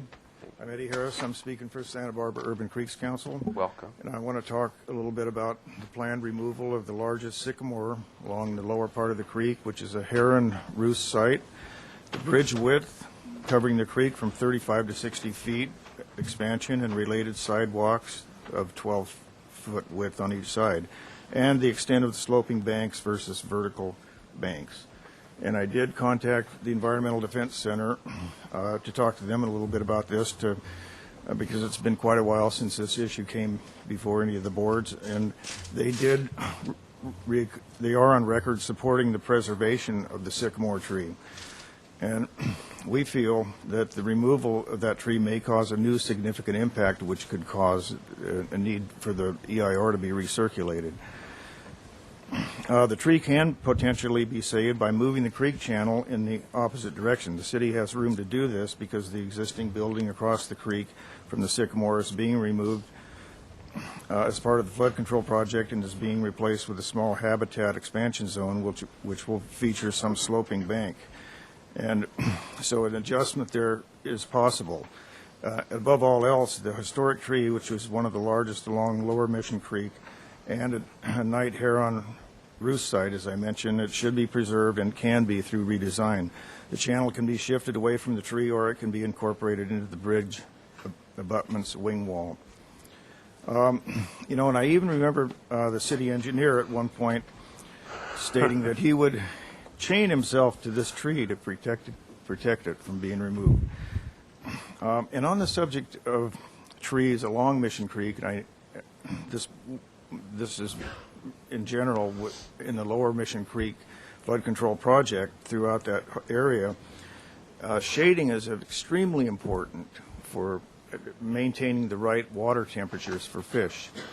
You have to wrap it up in 60 seconds, please. So, I'll move on to my next point. The second point is that Kimberly Road at Mason Street should be aligned to maximize the buffer between the street and the creek and to allow for a slope bank. A creek with no sloping banks and all vertical banks is very harmful to wildlife, and they cannot escape during a storm. A creek with only vertical walled banks is a death trap for wildlife. And moving forward here with my comments here.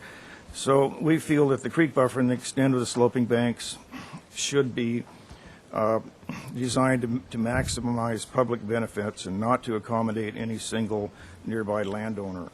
And my final point has to do with the 12-foot sidewalks. We feel that's overkill and it's harmful to the creek. Placing creeks under bridges is very harmful to the ecology in terms of water pollution, plant growth, biofiltration, and habitat for birds. One of the most important things the city can do to ensure that the project is compatible with the creek, which we currently feel it is not, is to narrow the structure so that it covers less of the creek. To do this, we suggest narrowing the sidewalks. Thank you. Thank you very much, Mr. Harris. Commissioner Arias? Could we ask Mr. Harris to submit his comments in writing so that we can have them for review?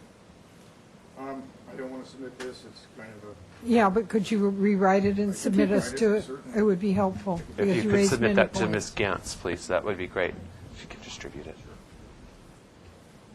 Okay, next is Mr. Casebeer, followed by Leanne French.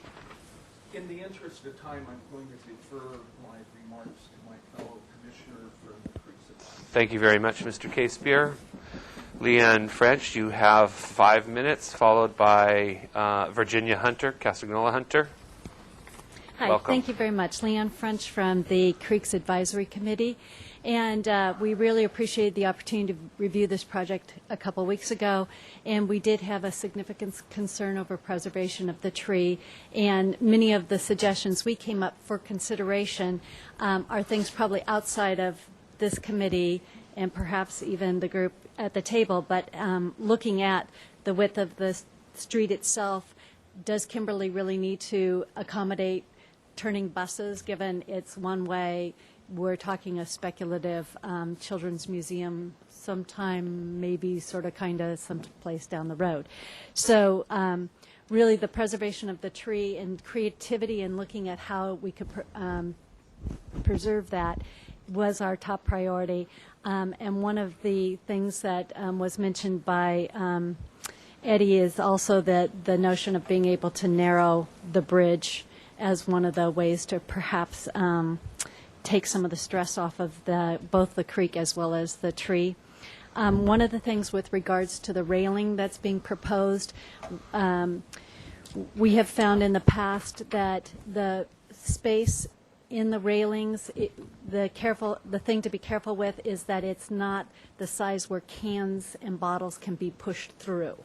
So just a sensitivity to that, of that width, and testing that as part of the design process would be an important aspect. It helps keep litter out of the creek bed.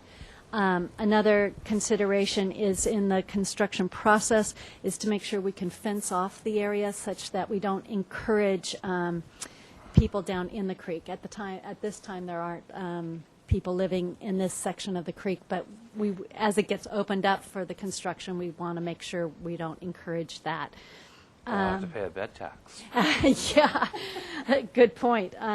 So that's key, and I guess I also want to reiterate that we're really excited about the ecological areas on either side and the attempts to preserve it. There's some great images down further. Whoops. Too far? I went too far. That show the drawings for, maybe it's this one. Yes. Right now they're being proposed, I think it was this one, with the sloped banks, and we would really definitely underscore the importance of that at this point in time because there's vertical banks leading down to this area, and it would be an important opportunity for wildlife getting trapped here to be able to step out. It's a very steep bank, so that'll pose some of its own challenges, but we'd really like to see, if at all possible, that to remain in the design, and applaud the team for their efforts in trying to include that in the consideration set. So I think that's the key set of concerns. Thank you very much, Ms. French, and thank you for your service on the Creeks Advisory Committee. We appreciate that. Next is Virginia Hunter, Casagnola Hunter, followed by Mary Louise Days. Ms. Hunter, you have 3 minutes. Thank you. I've been here before. You may remember that I was here representing our Castagnola properties between Helena and State Street facing Cabrillo Boulevard Bridge. And for many years now, we have carefully cooperated with the city to obtain many permits to rebuild structurally the very deficient Cabrillo Street Bridge, which adjoins our property. Because of the greatly increased channel capacity for the Mason Street Bridge, I'd like you to speak a little bit louder. all right. Because of the greatly increased channel capacity suggested for the Mason Street Bridge, we are concerned about the construction order of these projects. If the Cabrillo Bridge is not addressed first, as was planned, our properties will be subject to possible flooding, left unprepared and unprotected, because things are really in very bad shape down there. And it is the waterfront area, which is an important gateway to the city, and this increased channel capacity is something that needs to be considered with great care as far as the order of the projects go. Thank you. Thank you very much, Ms. Hunter. Next is Mary Louise Days. Thank you, Mary Louise Days, local historian. I'd like to ask if there has been a historic structures report for this project? Prepared for this project? Yes, there. Go ahead, Mr. Chairman Berman. Sitting, members of the Commission, there has been several historic structures reports. First of all, for the Low Mission Creek Flood Control Project, and then more recently for the Mason Street Bridge in particular. And if you want me to get into the details, I will. But no, thank you. I do have a comment. Of course, at 15 West, Mason is shown as being demolished. That is a structure of merit. At least I remember designating it. It is the former garage of the old Californian Hotel. I just want to be sure that's known, because I'm assuming that the Commission would at least take some sort of action or make some sort of comments about. I think there is something required. Certainly in El Pueblo Viejo, an approval is required to demolish any building, and this is a structure of merit. Also, the buildings further toward Chapala, several of them were owned by the Kimberly family, which goes back many, many decades in Santa Barbara. That's where the street name came from, and they are a precious set of properties. And I do agree with the Creeks Committee that the sycamore tree should not be removed. Thank you. Thank you, Ms. Days. Having no more public, I will close public comment and move on to the Commission. Questions from the Commission? Chair Sitting, could I respond to a comment made about the historic significance of 15 West Mason? The historic structures report that was prepared for the bridge indicated that it is not historically significant. It is not a structure of merit. The HLC approved that report some time ago. And the reason given in the report is that the building has been so altered that it no longer is, its historic fabric has been irreversibly altered. Thank you, Mr. Berman. Open it up for questions from the Commission. Commissioner Rios, any questions? Yes. Thank you. I have a question regarding the capacity of the creek. I believe it now will hold a 20-year flood. It currently has the capacity of approximately a 6-year storm And event, it's going but up would to be 20 increased to a 20-year capacity. Correct.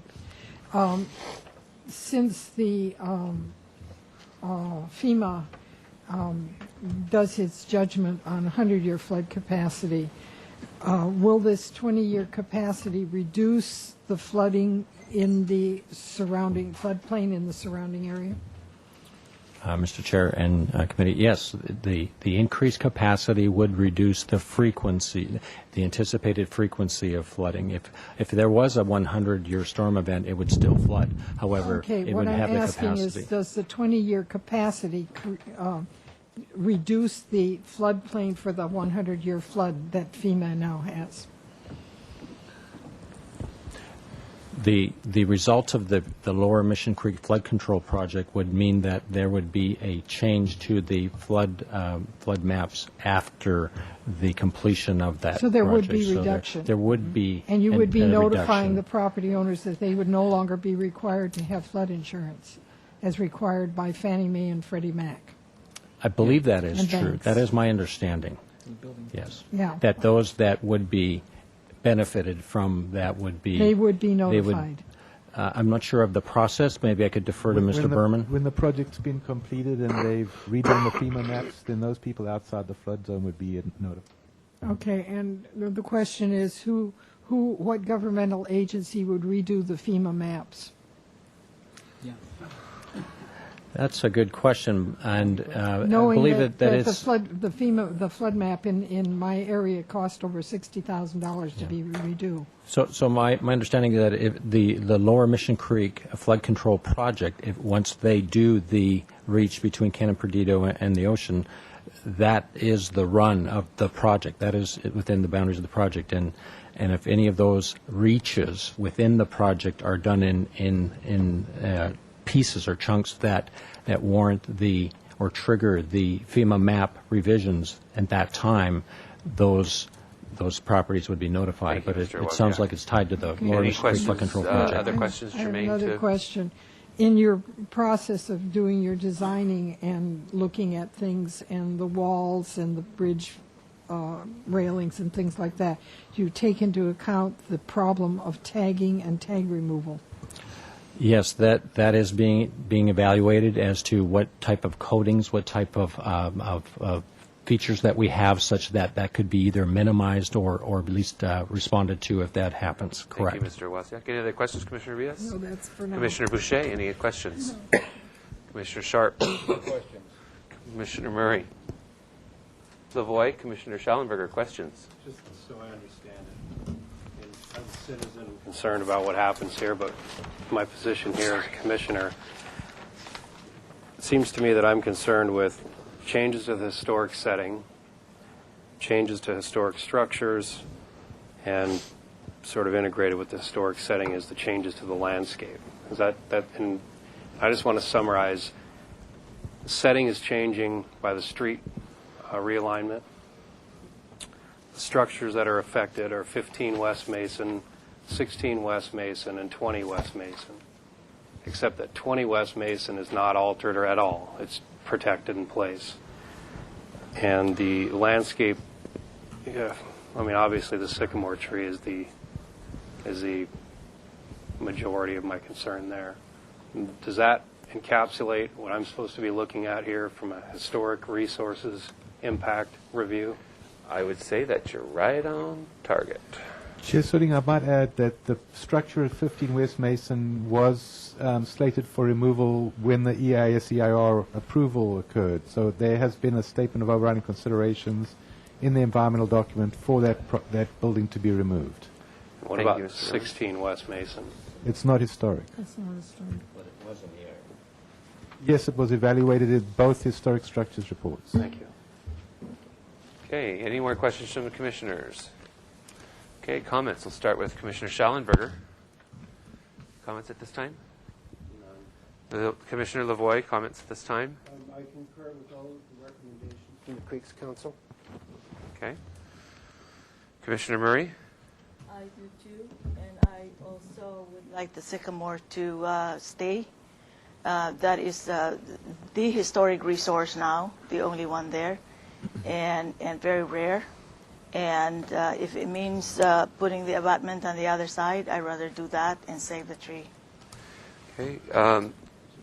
Mr. Lavoy, you mentioned Creeks Council. I believe we had somebody from Creeks Council as well as Creeks Advisory Committee. Which one? I'm sorry, Creeks Advisory. Thank you. Chair. Commissioner Schallenberger? Just my only comments really are, I assume that you're still working with the neighborhood and the neighbors, and it appears that this isn't the final design. Is that correct? It says that the road realignment to be determined by the project design team on one of these sheets. Is this just an option that we're looking at, or is this the proposal? Mr. Chair, we have had a conceptual review and a couple alternatives, and this is the latest preliminary design that we are trying to get a finalized project description to bring to the HLC for the next meeting to look at for a conceptual review that will lead towards finalizing the preliminary design. After preliminary design is attained, then we move into what's called the right-of-way process of the federal process, where we start talking to property owners about acquisitions of property and what permanent and temporary easements and what acquisitions are necessary for the project, and then we move to the final design. So we are a little ways away from the final design. We are trying to hone on finalizing the preliminary design, and this is a critical element because of those hinge points, as I discussed in my initial presentation, which is it's not a simple matter of moving the creek over. It's 55 feet in width, and that's a channel, and so we just can't tweak this. This involves a significant alignment consideration and concern that I hope that you can grasp through these existing parameters that I tried to describe, that there isn't room to move things over, say, 20 feet. There just isn't physical room to do that and not take significant amounts of adjacent properties. So to that, it doesn't sound to me like any of these concerns about maybe moving away from the Sycamore Tree or protecting maybe 16 West Mason, in other words, not taking that property, are options. I mean, that doesn't sound like I'm not hearing anyway that those potentials exist, or reducing the width, I think, and not have a bus turn radius. I'm not hearing that those are potential, that is a potential design. Chair, serving members of the Commission, can I try to shed some light on the decision, or the guidance we're looking for from the Commission? Mr. Berman.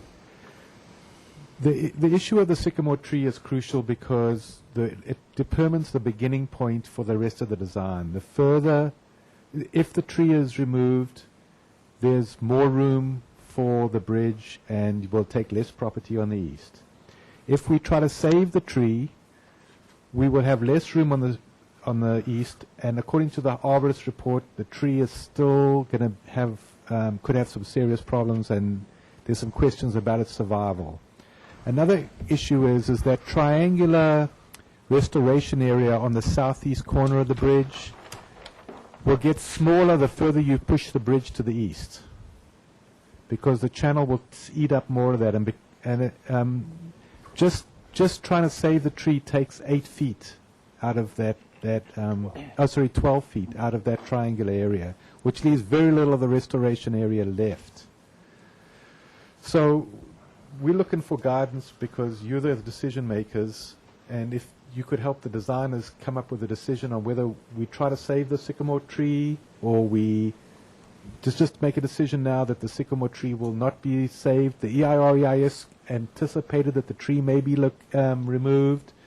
It's authorized by environmental review. The project was approved assuming that the tree may be removed. It is true that there were pledges that people would try to save the tree, and I can assure you that the city engineer has pushed this team a lot to try to make them save the tree, and we've worked. That's why the second arborist report, and that concludes my comment. Okay, what I'm not clear about then is, if we save this sycamore tree, does that mean that the city or I don't know where the funding comes from exactly, but it comes from the taxpayers in one way or another, is going to pay the Romasana Family Trust so much money for this property at 16 West Mason?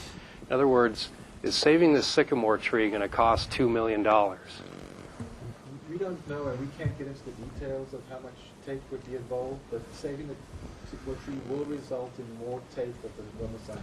If you did not take the sycamore tree, do you have to take 16 West Mason? A very small piece of it. Commissioner Murray. So the 55 of the width of the bridge, that is a given? I mean, there's no change from the 55? That's correct. I'm going to ask a question, and I know we're in comments, but have you looked into relocating that sycamore? I know it would be expensive, and it would be maybe at best 70% success, but they do relocate significantly large trees. There are companies that do that.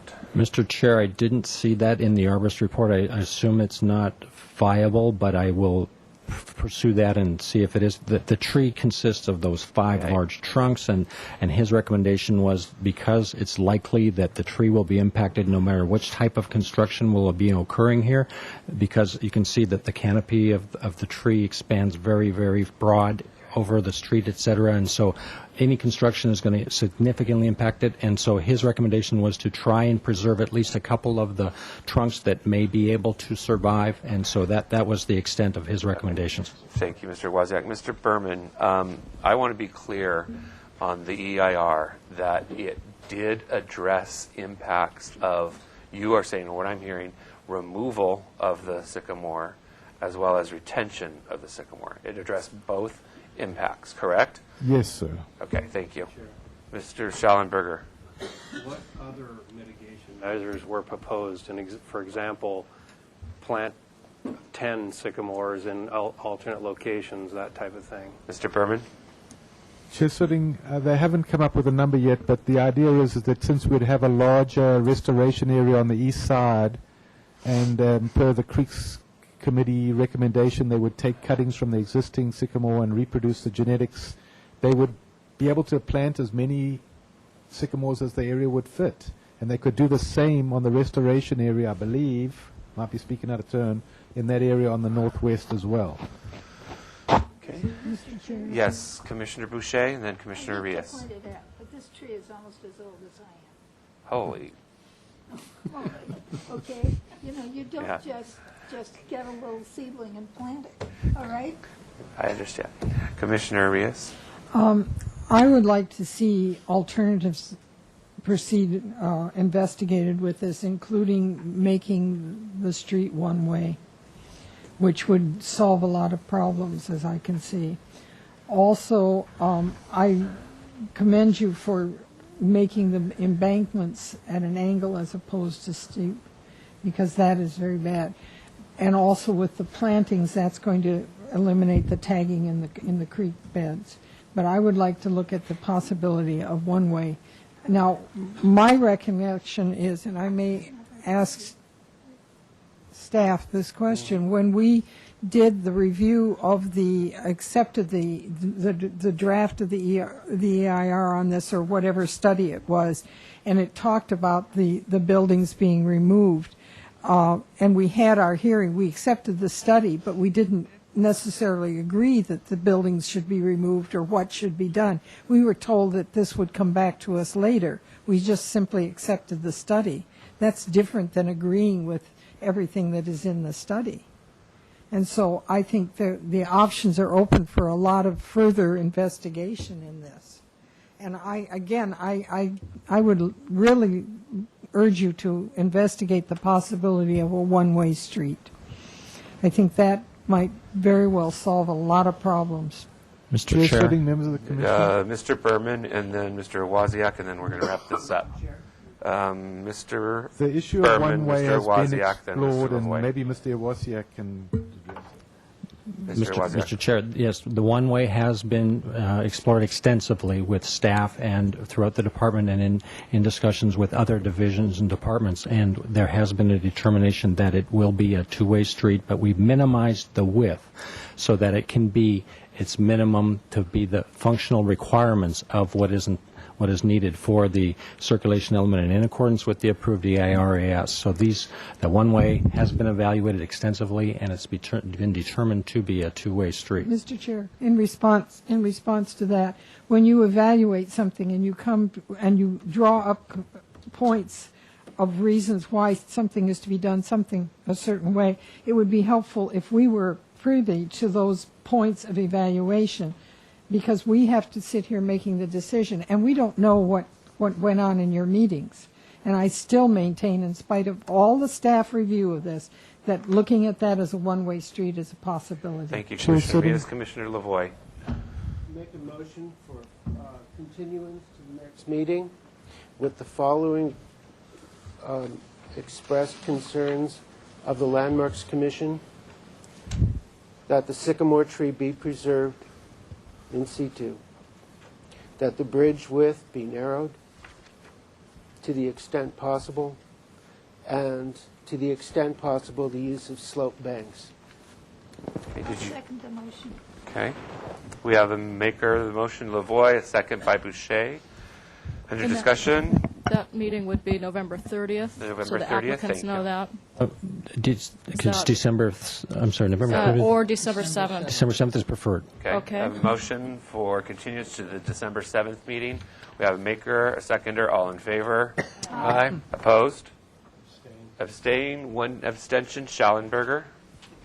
Motion carries. Thank you, gentlemen. By the way, David, nice bridge rails. We didn't even get there. Really? Sooner or They're okay? later. Well, yeah, I mean, you probably done that, but that's just me. So, come back again. One vote? Yeah. Okay, we are going to take a 5-minute recess before the next item. Oh, goody.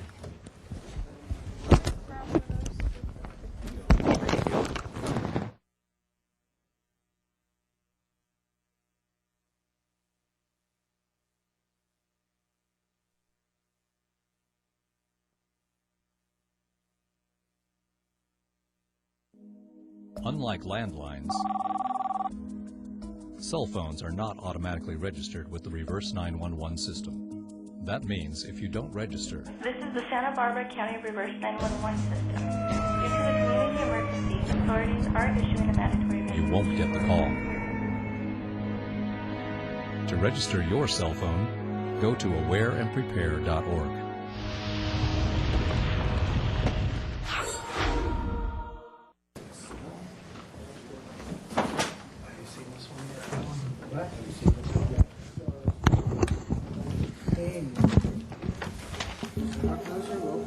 If you could keep your comments as brief as possible, please. Okay. Way back in May. We're done. Callum, could you take a seat, please? Thank you. Please begin. Okay. State my name for the record. I'm James Huckasser, Huckasser Architects. I'm here with my business partner and partner, Jay Blatter, and Phil Suding, the landscape architect.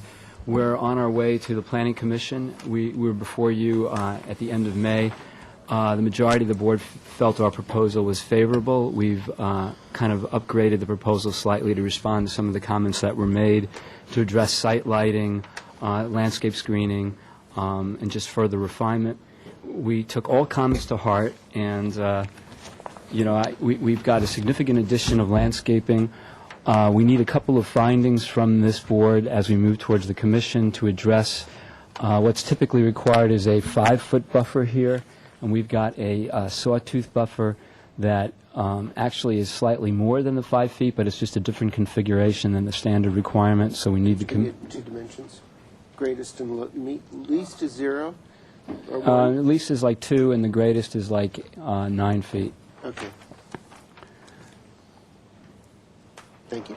And, Sorry. I understand from our planner that there are a number of findings, standard findings, that the commission, the HLC, must make as we go forward to the Planning Commission. Okay. And then we brought some kind of upgraded pictures and details just to show our intent with the facades.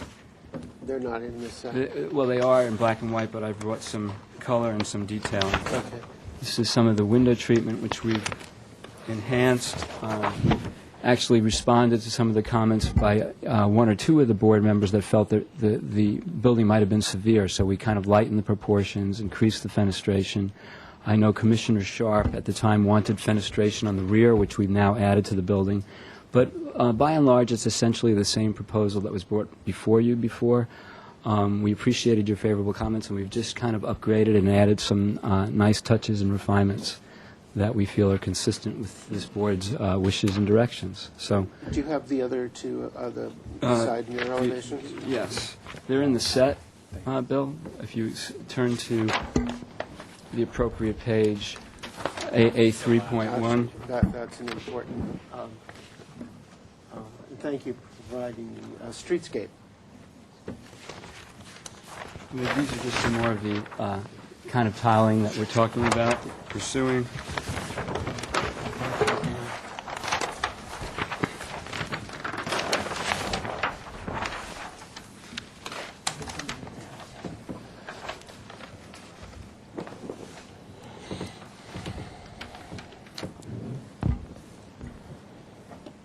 Okay. Could you go ahead and talk the different where your tiles are going to go? Okay, well, I just to be brief about it, at the rear elevation, what we've done is we've added some, fenestration consistent with our current floor plans, and we've also added some vegetation and vines on the back of the building. I'd like to reiterate our original declaration that the rear of the buildings are already significantly vegetated with the existing landscape scheme. The landscaping was articulated to address all the issues of screening that were brought up. I've also included a lighting plan. I know one of the commissioners had concerned. I think Commissioner Arias had concerns about making sure the parking lot was well lit. We've now incorporated a lighting plan. We've also brought some representative detailing for the type of wrought iron work that we're proposing.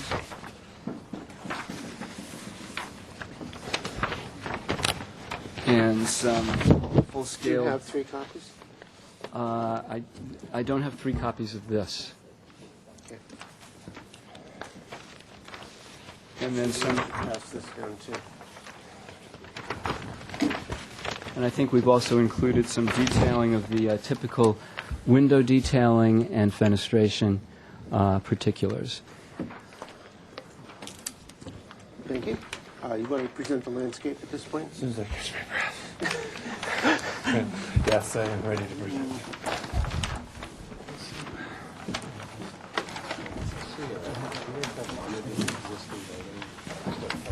I think there's an image of the existing building in the file.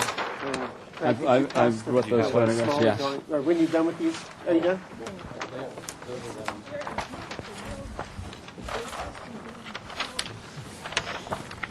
I know sarcasm. If we were in Palm Springs, it would be. Right. This is a packet of the existing conditions, existing photographs that Philip has just requested. No, Craig requested, actually. Oh, just wanted to see it. Let's pass it along. An important, getting into the landscaping, I think it's important that all the commissioners know that the landscaping is being increased to 258% of what's currently on site. It's a significant amount. Well, 208% of zero would be zero, but as you can see. Yes, as Jan alluded to, the existing site is really almost paved, property line to property line. There is some planting back here, and the significant trees that will be removed or relocated are 3 palm trees. So, along State Street, we have 5 existing queen palms.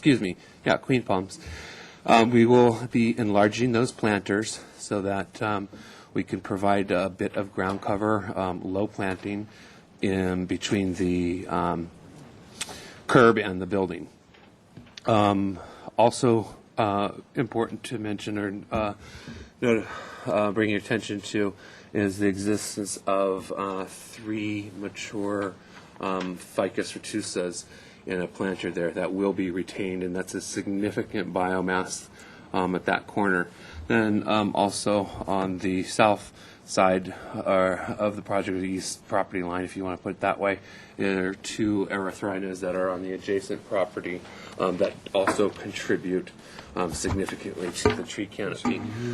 Within the project site specifically, we are proposing to, flanking the entry with one of 2 palms, and that's either the windmill palm or the Aracarby palm, and you can see images of those. That's a significant not too common, but it would be a nice complement to the architecture. So right there at the back of the sidewalk, we have significant landscaping to give some relief between the building and the sidewalk. Then for parking lot trees, we'd be proposing something like the Brisbane box or the magnolia tree, and those are dotted out throughout the landscape. As Jan was speaking about the screening between the cars and the property line, I think that the sawtooth solution is actually a good solution. It allows a little bit more planting in select areas, as well as really the reduction of pavement because of the angled parking and the efficiency of that parking. The amount of landscape really is increased versus just a 5-foot straight planter. Then on the back side of the building, we are talking about providing clinging vines. Even though this is pretty heavily vegetated and you don't really see it from any adjoining properties, just thought that would be some nice relief there. And then, of course, we are screening the backflow preventer and also the transformer, which is located here, backflow preventer here.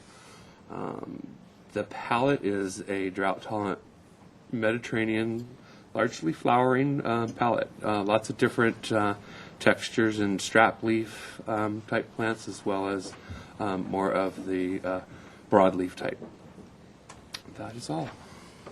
Thank you. I'll open the meeting to public comment. I have a speaker slip from Calum DeForest. Calum, come forward, please. Comments only, and please be brief.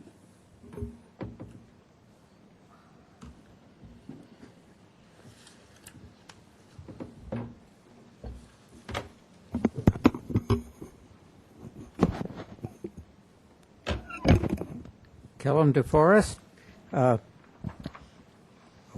couple of comments. Grand arches as entrances need to enter into something like the courthouse here. It enters into the wonderful sunken garden. It is probably even at that scale a little grand for what is behind it, but here you have nothing behind it except an office building. I would like that their State Street presence, which is the important presence of this structure, be restudied. Also, as a circulation, I know this commission does not concern itself with circulation, but planning does, is that 18 feet in back of since they're going to expand the building out on the east, right up to almost to the wall, 18 feet from the retaining wall. Is that going to be enough room? Thank you. Thank you, Mr. DeForest. No other public comments. I'll bring it back to the commission for questions. There's one more. I'm sorry. Do you need to fill out? Yeah, I haven't filled out. I turned it in. Or you can turn it after. Or after? It's fine. Thank you. Jared Wheeler. I grew up in the vicinity of the project. I currently live on the corner of Pedregos and Chapala, and I use the bank regularly, and I've seen the drawings that have been presented, and I'm in support of the project. It's a huge upgrade for the block and the neighborhood. Great. Thank you. Anyone else? Close public comment. Bring it back to the commission for questions. Questions? Yes, I have a question. Commissioner Boucher. With the exception of the arch out in front, what about this building conforms to our guidelines? I would say materials and the detailing is consistent with, vocabulary I've found throughout the El Pueblo Viejo district. So the type of window treatments, the specific detailing of the windows, the Moorish tile patterns. Oh, okay. A little defensive. Any other questions?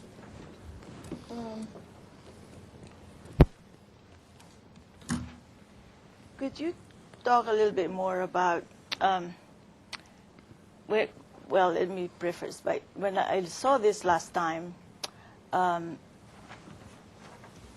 it seemed like it was, kind of a straightforward, what I had a feeling of a strict classical, which Correct. was okay. But ever since the last meeting, and I'm also on the subcommittee for working on the historic resources element, so I'm looking at the city a lot overall. And so I have been walking this neighborhood and walking this particular block. And so I wanted to ask you, what do you think is the way your architecture, how do you think it fits into the whole neighborhood, in the residential as well as the State Street? How would you describe that? Okay, I'd like to draw upon that. I mean, immediately adjacent to our project, just down State Street on the same side of the street, we have the old bank building, the dialysis center, and the new addition to the dialysis center, which this board approved recently. In fact, our streetscape does not go quite as far. I think this board would agree wholeheartedly that the treatment of this building is dated and not consistent with the current guidelines. This is a very bizarre adaptation of a cornice, a cantilevered beamwork that is clearly not consistent with the architecture that this board has looked throughout the district. The newly approved addition is a very straightforward and simple wall building. It is simply a wall with the detail of an articulated tile cap along that wall. If we take Henry Lenny's project across the street, which is also a classic Andalusian building with a lot of decorative tile work and features, I think, you know, what I tried to demonstrate when we were before the board prior was to go throughout the district up and down State Street and to show the treatment of a lot of buildings that aren't gable roof tile buildings, but that deal with commercial settings and, you know, mechanical rooftops, and I think we're very consistent with that. The treatment of a cornice and facade is, I think, well represented throughout the community, and this building is consistent with that. The other thought I have, as far as its relationship to the residential neighborhood behind, the site is 8 feet cut into the topography. So at the back of this site, we have an 8-foot differential to the properties behind, plus extremely heavy vegetation on top of that, which are some big oaks and a lot of heavy-duty screenings. So there's really not a lot of visual relationship. There's a physical disconnect between this commercial site and the residential behind. So I felt it fit in well, and I think the board recognized Wrap that it up, please. when we presented that before. Thank you. Thank you. Just Mr. Schalberger? a couple of architectural Sure. features. The the freestanding column structure, it looks like there's a hip roof in plan view on the second floor plan, but maybe that's just a very, very low slope hip roof. I don't know. In elevation, it doesn't look like there's a hip roof. No, that just represents the extent of the cornice and the flashing on top. There wouldn't be any real hip roof. It Yeah. would be essentially flat. That's just like It's an the 1/8 inch minor. per foot drainage plan Right, okay. over the cap. And then on the west elevation, A3.1, there's looks to be some type of supported pot. Yes, Can you explain that the rod or whatever that is? that's kind of like an articulated. It's not detailed. Below the pot, there's an articulated bracket that Right. swoops out of the wall and captures and braces and holds that pot, as well as the guardrail The that wraps it at the there- top. That's part of the support for that? That's correct. And it'll be like an ornamental Yeah, iron? Right. Okay. Thank you. I do have a question. What you're showing in shadow here is just shadow. There isn't a glass wall behind No, this? there's not. Okay. There's significant depth. I would like to point out to the Commission that we've created small plazas on both levels so that there really is a sense of entry. You know, and one of the delightful things we think is germane to the building, if we can refer to that first floor plan there, that archway is kind of sets off that plaza. We haven't come prepared as we're only here for a conceptual pre-planning commission appearance, but there would be decorative tile work and some nice color inside that little plaza. And that occurs on both levels. Okay, thank you. No other questions? Move to comments. Does anyone want to start? Mr. Schalberger? I'll just, I had expressed support for the project initially, and I still do. And, you know, the basis for that is just that it's such a superior upgrade to the existing building. So you wouldn't have had to try too hard. But I agree with the applicant's analysis of the downtown commercial representations of this type of detailing, you know, with the parapets and the cornicing. I do appreciate the simplicity of the design and not trying to do too much with these facades. The landscaping and improvements and upgrades are certainly appreciated. Overall, I just have positive comments to the Planning Commission. And if you would include a comment about the required setback on the sides in the parking area? Is the sawtooth acceptable? Well, yes, I would say that's acceptable. Okay. Commissioner Murray. Yeah, I do concur with the. I like your presentation. I was a little afraid of that it might not be what I think, but I like the improvements you've done. I wanted to ask the landscape architect if we can have some canopy trees on that parking lot. It seems like you're just talking about these are just small flowers, shrubs. Actually, there's no. that's not a Okay. question. Sorry. Sorry. I guess comment. Would like to see more canopy trees. Commissioner Boucher. Well, I certainly don't see how this relates to the building to the north, which is a sweet little building, and I've always really liked it. I just don't find that it's compatible really with the neighborhood. And if you take that arch out, you don't have much. Oh, geez. Sorry about that. If you take the arch out, you don't have much building left. That all? Commissioner Reyes. Yeah, I have a question which may come up to be a comment. This area right here, does it exist? That area is way in the back of the building. Okay, because all of a sudden you have very strong lines and up comes the tile roof. Yeah, this is very far back. Yeah, what you're... Yeah, it doesn't fit if you can see it from anywhere. It's the staircase Okay, way back here. way so back. It's Yeah, 120 feet removed. I looked at that and I thought, yuck. Yeah, we're just trying to be accurate in the frontal Okay. view, but it's 120 All feet right. back along the side of the building. Thank you. Thank you. Any other comments? We still have a quorum. Good.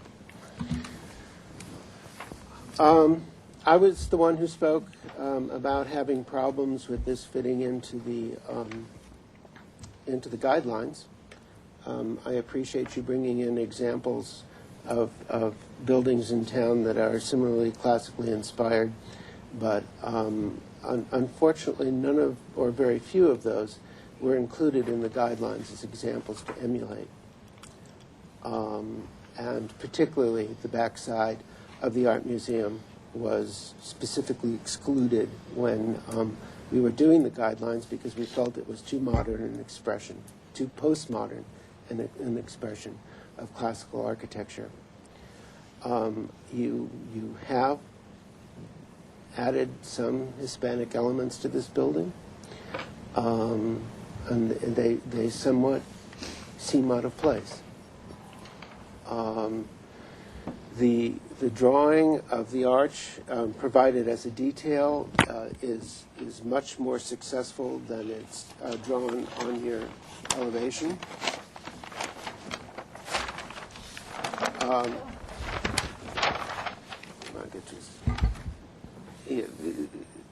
The detail of this? Yeah, it's in the set here. That's it.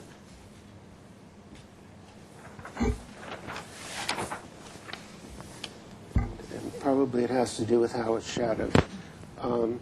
But again, I somewhat agree with Mr. DeForest's comment that this is a triumphal arch into a very small building, that it's out of scale with an expression of an entry. And I don't feel that the building that's in back of it facing the courtyard is very successful. After coming through this very imposing arch, you're sort of faced with a fairly ordinary facade back there. I don't think that's successful. While the windows locations on the facade help the facade more than what we had seen before, I don't think they're resolved on the sides. It's just sort of, they seem arbitrary, and I realize they're responding to interior function, but on a classical building, one would not compose windows in that sort of sequence. I also agree with the comment that that little side porch is, it looks like a remnant of another building, or from another building. So I can't support the project at this time. I would support the request for the side yard relief if canopy trees are included in those triangular planters. Mr. Sharp, do you want to make any comments? No, Out of the meeting?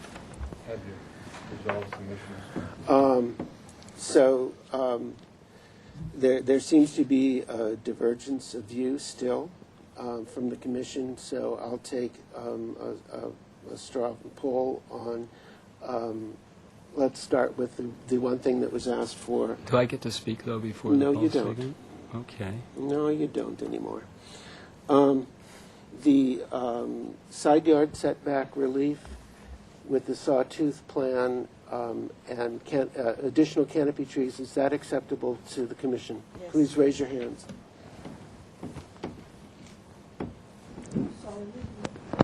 I thought we had decided a couple of meetings ago we weren't going to do this sort of thing because it's I'm essentially. Trying to find a majority. I'm trying to Excuse me, I'm find. sorry to interrupt you. Thank you. Okay, you have a majority support for that, so we could make a motion with that. How many find the architecture acceptable? Generally, but I also concur with those comments that you made. I assume you're abstaining, so we have a minority. Okay. Recommendations to forward this to the Planning Commission. That the size, bulk, and scale is acceptable. That the Commission supports. No, parking. That if the Commission supports the side yard setback for the parking with the condition that additional canopy trees be planted in available areas within the sawtooth.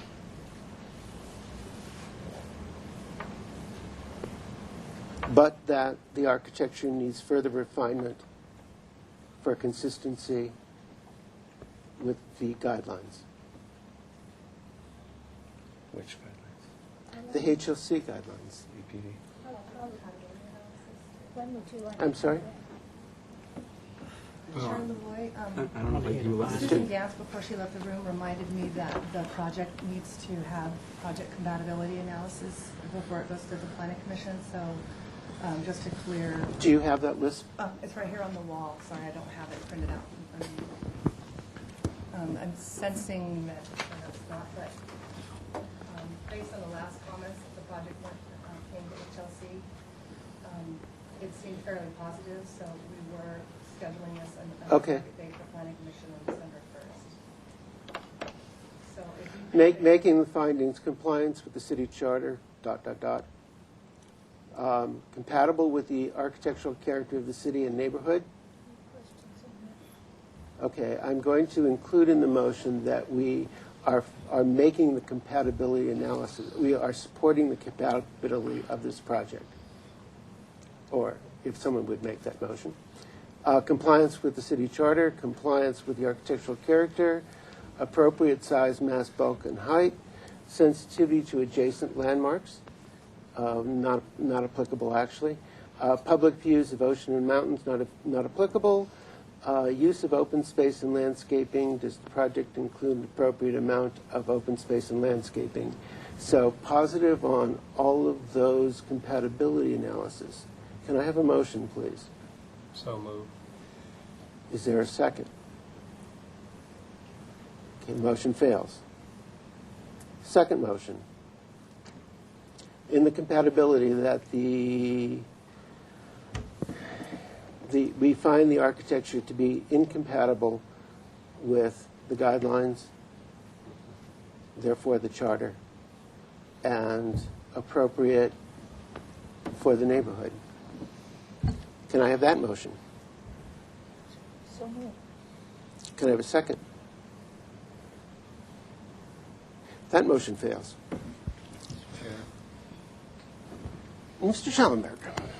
I just have to express some frustration. This is the discussion that should have happened at the last review of this, or at any time previous to this. if we didn't like the arch, we should have told them to get rid of the arch. If we didn't like the detailing at that point, cornices, we should have told them that then. We should have told them that it was not that it was incompatible with the architectural character of the city and neighborhood. So I don't know where this is headed, but we'd have not done a service to the applicant in this case if at this review, at this level, we're telling them those things. I don't know when I get to speak, but I certainly would like an opportunity. You don't at this point, and I would concur with Mr. Schallenberger. I was the only commissioner to speak, to have issues with the architecture and compatibility. Mr. Chair, Commissioner Reyes. I would like to hear what the applicant has to say. Other than your appearance. Mr. Hockhauser, Okay. briefly, please. We have a very important item coming up. Understood. I will be brief. I wholeheartedly agree with Mr. Schallenberger. This board was unanimous, except for Mr. Lavoie, with essentially the same building. All these commissioners here, except Mr. Lavoie, supported our style, bulk scale, all of these issues on the board of project compatibility. We were here just for a basic mechanical exercise as we go to the commission that was necessary to assert these things. We find it reprehensible that the board could be so glib and so flippant with such important work being done in the community. I think we're shocked. Thank you. Mr. Schallenberger, would you restate your motion, please? Move that the project be continue to the Planning Commission with generally positive comments to the architecture, to meeting compatibility analysis requirements, and in support of the revised setbacks as described previously. Can I have a second? I would second that motion, but would you add, would you mind adding some of the things that Bill said about the windows and about the different things to make it, the arch, to make it more, more conforming to the style of the architecture. I would be amenable to the directive types of comments that were made by Commissioner Lavoie toward the future and toward the progress of the design as it goes forward into design development and to project design approval. Does staff have those?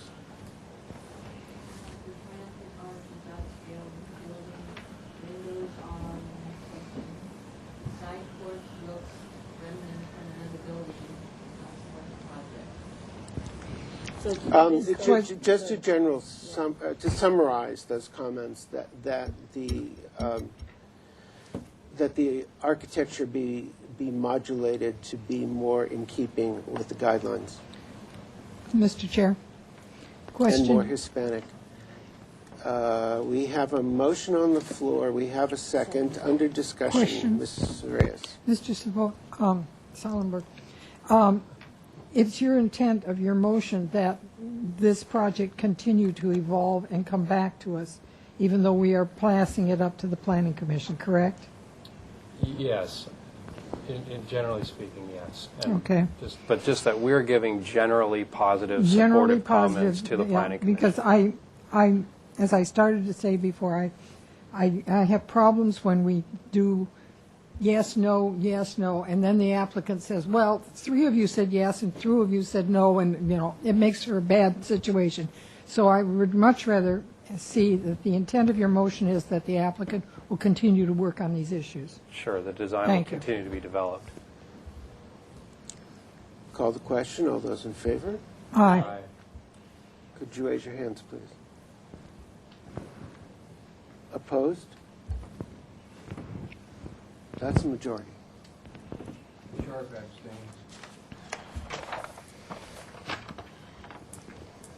Understood. Thank you, Jim.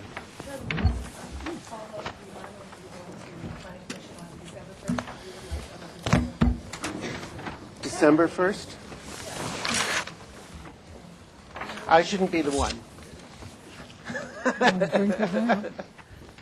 Mr. Schallenberger? Yeah, I'll attend. Thank you.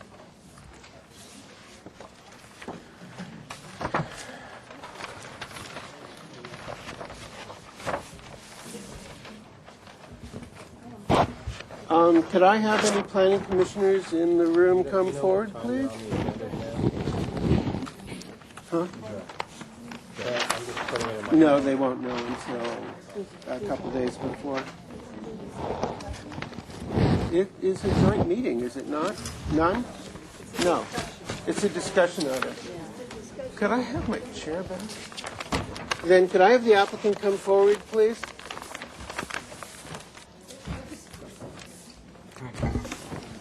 Adjourn the meeting first. Oh, yes, I'd like to, thank you. I'll adjourn the Historic Landmarks Commission meeting.